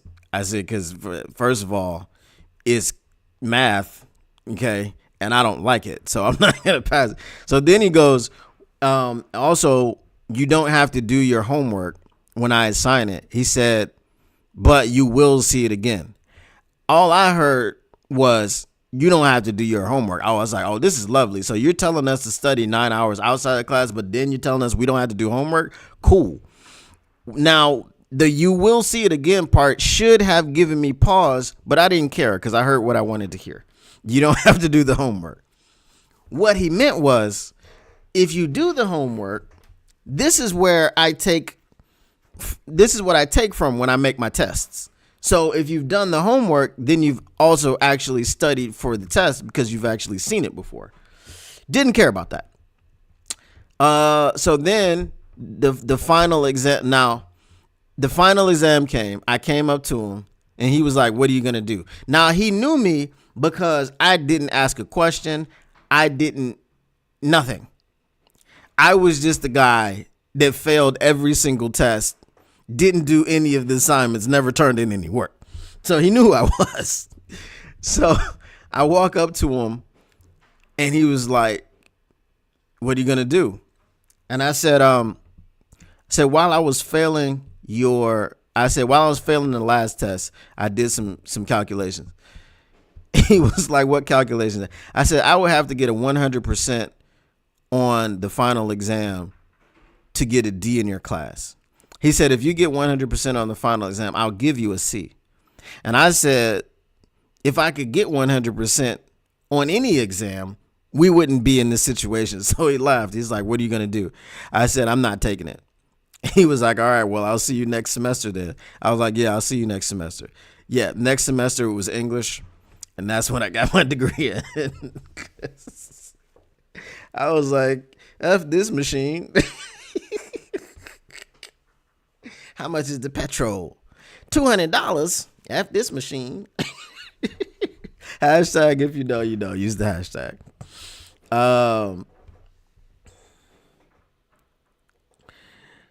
So math was my favorite subject in high school. I'm burnt out on math now, and I got 3 more math classes to take.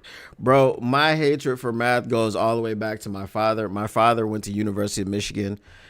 He was an electrical engineer. So he dropped out, but then when I was in 3rd grade, he went back. And I went with him, and I lived on campus and all these things.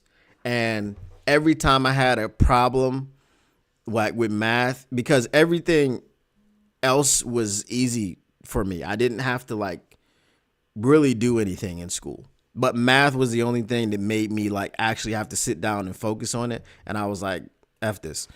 Because I wasn't used to having to study, and because everything else I would just get it. It was easy, right? So it was like the gift and the curse.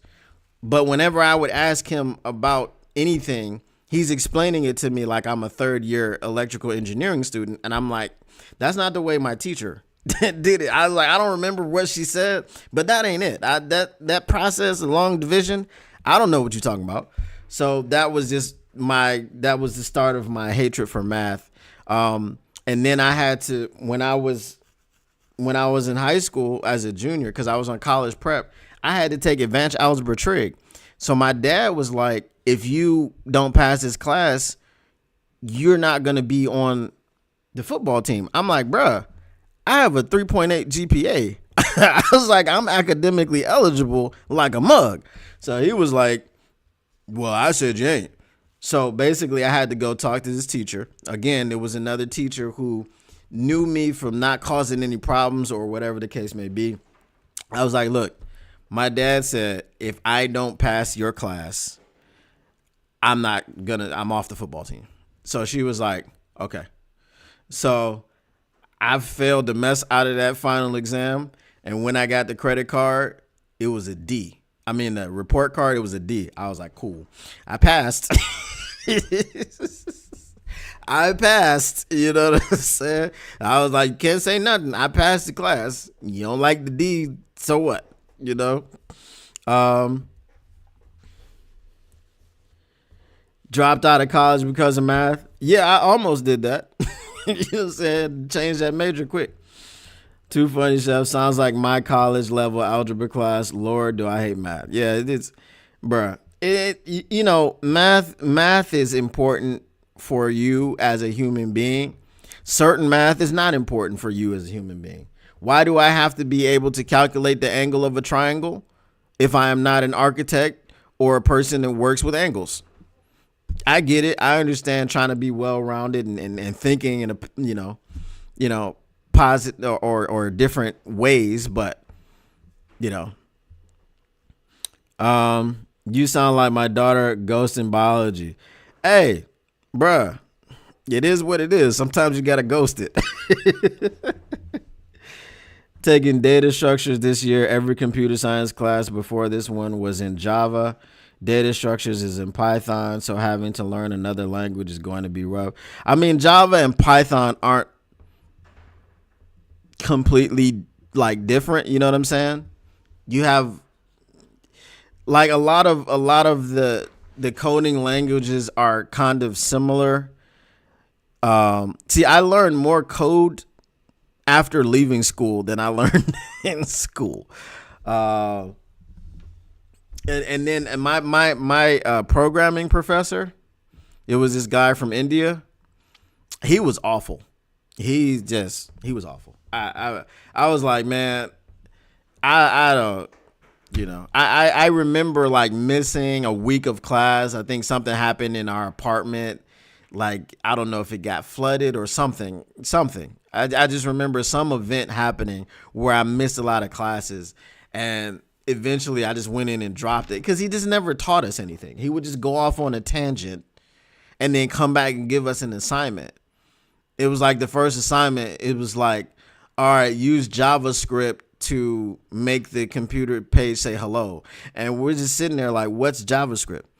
Because you haven't taught us anything about this language. You've just been going off on this tangent about don't cheat. Because if you do, I will know about it, but I don't actually check your assignments. I have an assistant that does that. But I'm like, bro, so yeah, it was all bad. So got an English degree. Syntax, yes, tailor-made. You are correct. Physics, see, that's crazy, man. You doing all that and ain't gonna use most of it. You're gonna use probably your data structures, your coding, but I mean, especially in 2025. Especially in 2025. Where you could sit down with certain programs and make a website if you don't even know what coding is.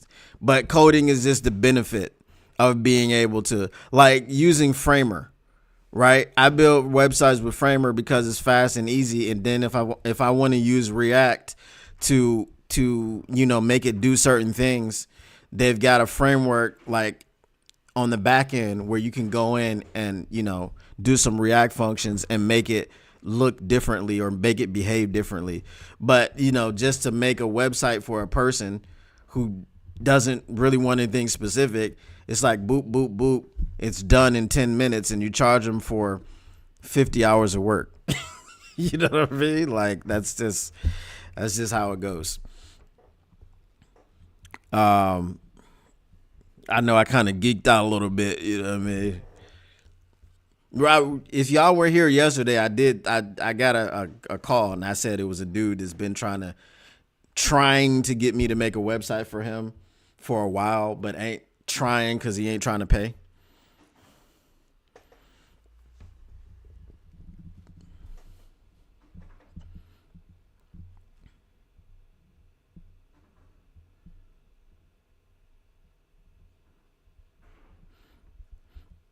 Yeah, well, at least you don't have to learn it from scratch.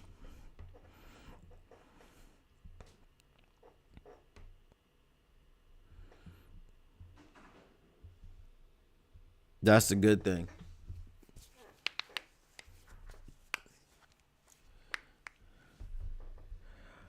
Um,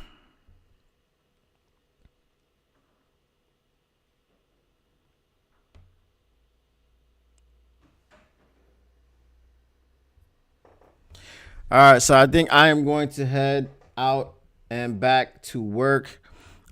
Obviously, got a few more things that I got to get done today. So I will keep you guys up to date. I think we probably have about 6 super chats in total. So once I reach the goal of 20, then we will do the live. Now, in preparation for the live mock draft, I don't know if you guys want to just do one. So we'll probably do multiple ones, right? So you guys can, we will do one for the Lions. Obviously we'll have a section of time where like we'll probably try to do this one together, right? I'll put like a poll in the chat and be like, all right, who y'all want me to take, this person or this person, and then we can just do it that way. We'll have some where you guys can send in your own when it becomes, mock draft and draft season. And then we'll probably have I don't know. It depends on how many people want to be involved. If we can get 32 people that want to be involved, maybe I'll host a live mock draft where everybody takes a team. And I won't take a team. I'll just let someone else do the Lions. So, stuff like that. Just interact, because the offseason can get mundane. You know what I'm saying? So just to keep you guys interested and keep you guys engaged and keep it completely interactive. And I think it'll be fun. So we'll go ahead and do all of that. Used to be into coding, but you got a job at the big 3. Hey, man, gotta do what you gotta do. I mean, if you don't, I would just do coding on the side and just do some little side projects whenever you have time. All right, Phil, we will see you later. Oh, definitely, Armenian man. Definitely. You know what I'm saying? Definitely streaming Hey, I was streaming the draft back when I had 200 subscribers on another channel, on my original channel. Okay, forget that other thing, on my original channel, and it was one dude there with me, David Barton, and he was there like the whole time. And he was watching me react and crash out when we didn't get Jared Verse. Bro, when we did not get Jared Verse, I was done. I got up. I was like, I can't take it anymore. And then I was like, I gotta go. And I left. And before I left, I came back and I saw that we were getting Terrion Arnold. And I was like, congratulations, I guess. Welcome to Detroit, Terry. Like I was pissed when we didn't get Jared Verse, bro. So pissed. And now you see why. He's probably going to be the defensive rookie of the year. Oh, tactical, man. See, I don't do fantasy football. But if I'll do a league for y'all, man. I'll do a league for y'all. I'll keep it updated and everything. I mean, even at the other place, I had a team that I don't know. Like, I didn't draft the team. I didn't do nothing with it, and I was like, my goal is to win the league without touching the team, not adjusting a roster, nothing. So, but if you guys want to do it, I will do it. No problem. Maybe that's a part of the membership thing that I'll do is like we'll have a fantasy football league and the members can participate in the league. Now if y'all, I'll have to look at the legality of it. If you guys want to make it a money league, obviously I won't be doing anything with it. But that'll be just like, yeah, I don't know. Maybe okay. So yeah, exactly. This is what I'll do. I will make a tier of memberships. And let me know if you guys like this idea. I'll make a tier of memberships. So obviously it wouldn't be the cheap ones. It would be like maybe $10 a month or something like that. But within that tier, whoever wins the league, the winner of the league would get some of the, like, I'll use that money to make a prize pool, pretty much. You know what I'm saying? And whoever wins the league would get the money. Does that make sense? Is that good? Free agency begins March 12th. That seems like a long way away, but it's not. It'll be here in a minute.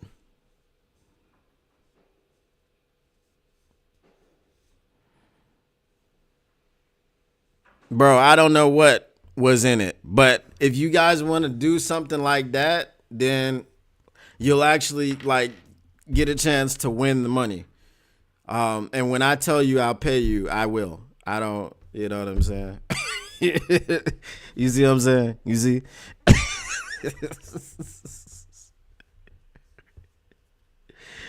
Oh my goodness. But that's just an idea. Like if you guys want to do it, if you don't want to do it, you know, it's up to you. But just, you know, that's why I haven't brought up any memberships yet, because I want to actually give you guys something for being members. I don't want you to just be members just.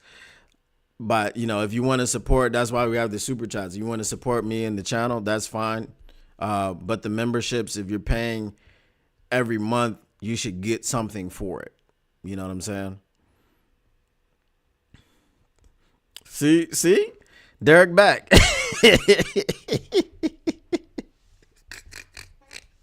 So I figured it out. Derek has me on listen, and whenever I say something intriguing to him, he pops back in.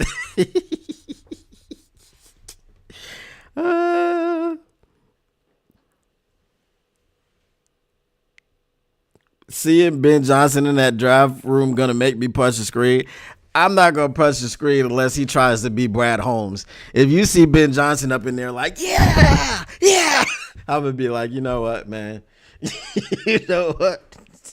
Let me go to Chicago and find out where you live, bro, because it's too much.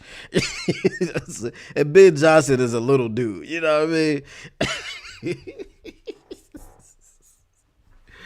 Oh my goodness, he better be in there just as calm and, you know, that's the guy we wanted. Yeah, that's we don't want him to be anywhere but here. This is exactly where we wanted him to be. Exactly. Now we're going to get to know him. It's important for him to be in that locker room and to break bread and to kumbaya. But he's just going to be exactly where we want him to be. That's all. I don't want to see anything different. I don't want to see nobody else's personality. Nothing. I want to say it's got to be Ben Johnson, 100% pure authentic. If you're trying to be somebody else, we got problems.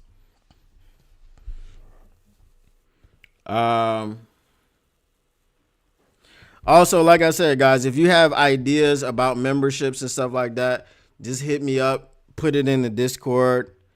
We'll have some things. Hold on. Mr. Morale.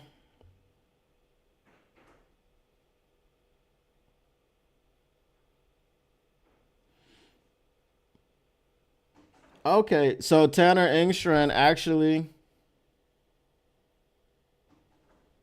He coached in the XFL. I did not know that. I'm gonna go. I'm gonna check that out, bro. Appreciate that, Mr. Morrell.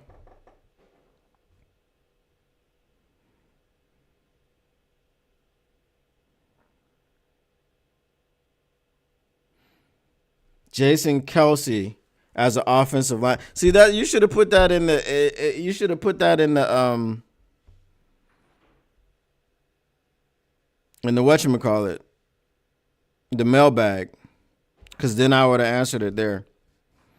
But let me answer it before I go.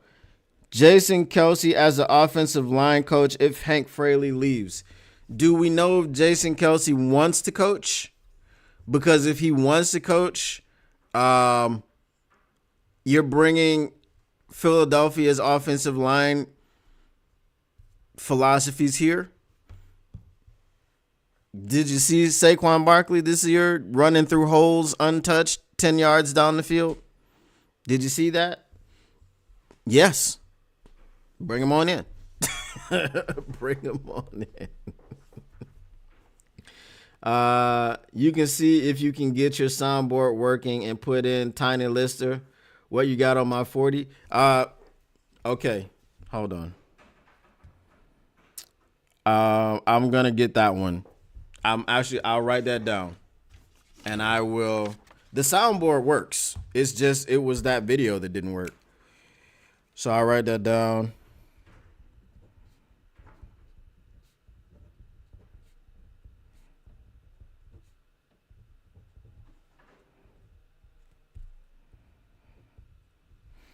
I'll have it next stream, TaylorMade. Appreciate you. All right. So I'm going to go ahead, head out. Like I said, TaylorMade, if you are not in the Discord, if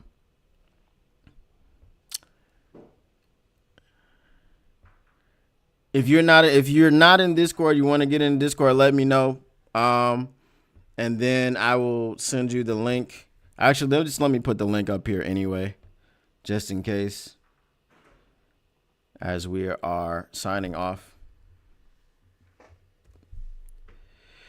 All right, so we're getting out of here, guys. Appreciate you all. As always, I appreciate your time. I appreciate your donations. I appreciate you hanging out and spending your time with me here. You could be anywhere. You could choose to do anything, but you chose to hang out with me. So I appreciate that. With no puns, the Motor City Cats back at it. Came to give you stats, not static, whatever you do. And I can't tell you what to do. But if you want to take my advice, make sure that you are not Osama bin Johnson. All right. Make sure you keep your Lions news pragmatic. And we are out. Peace.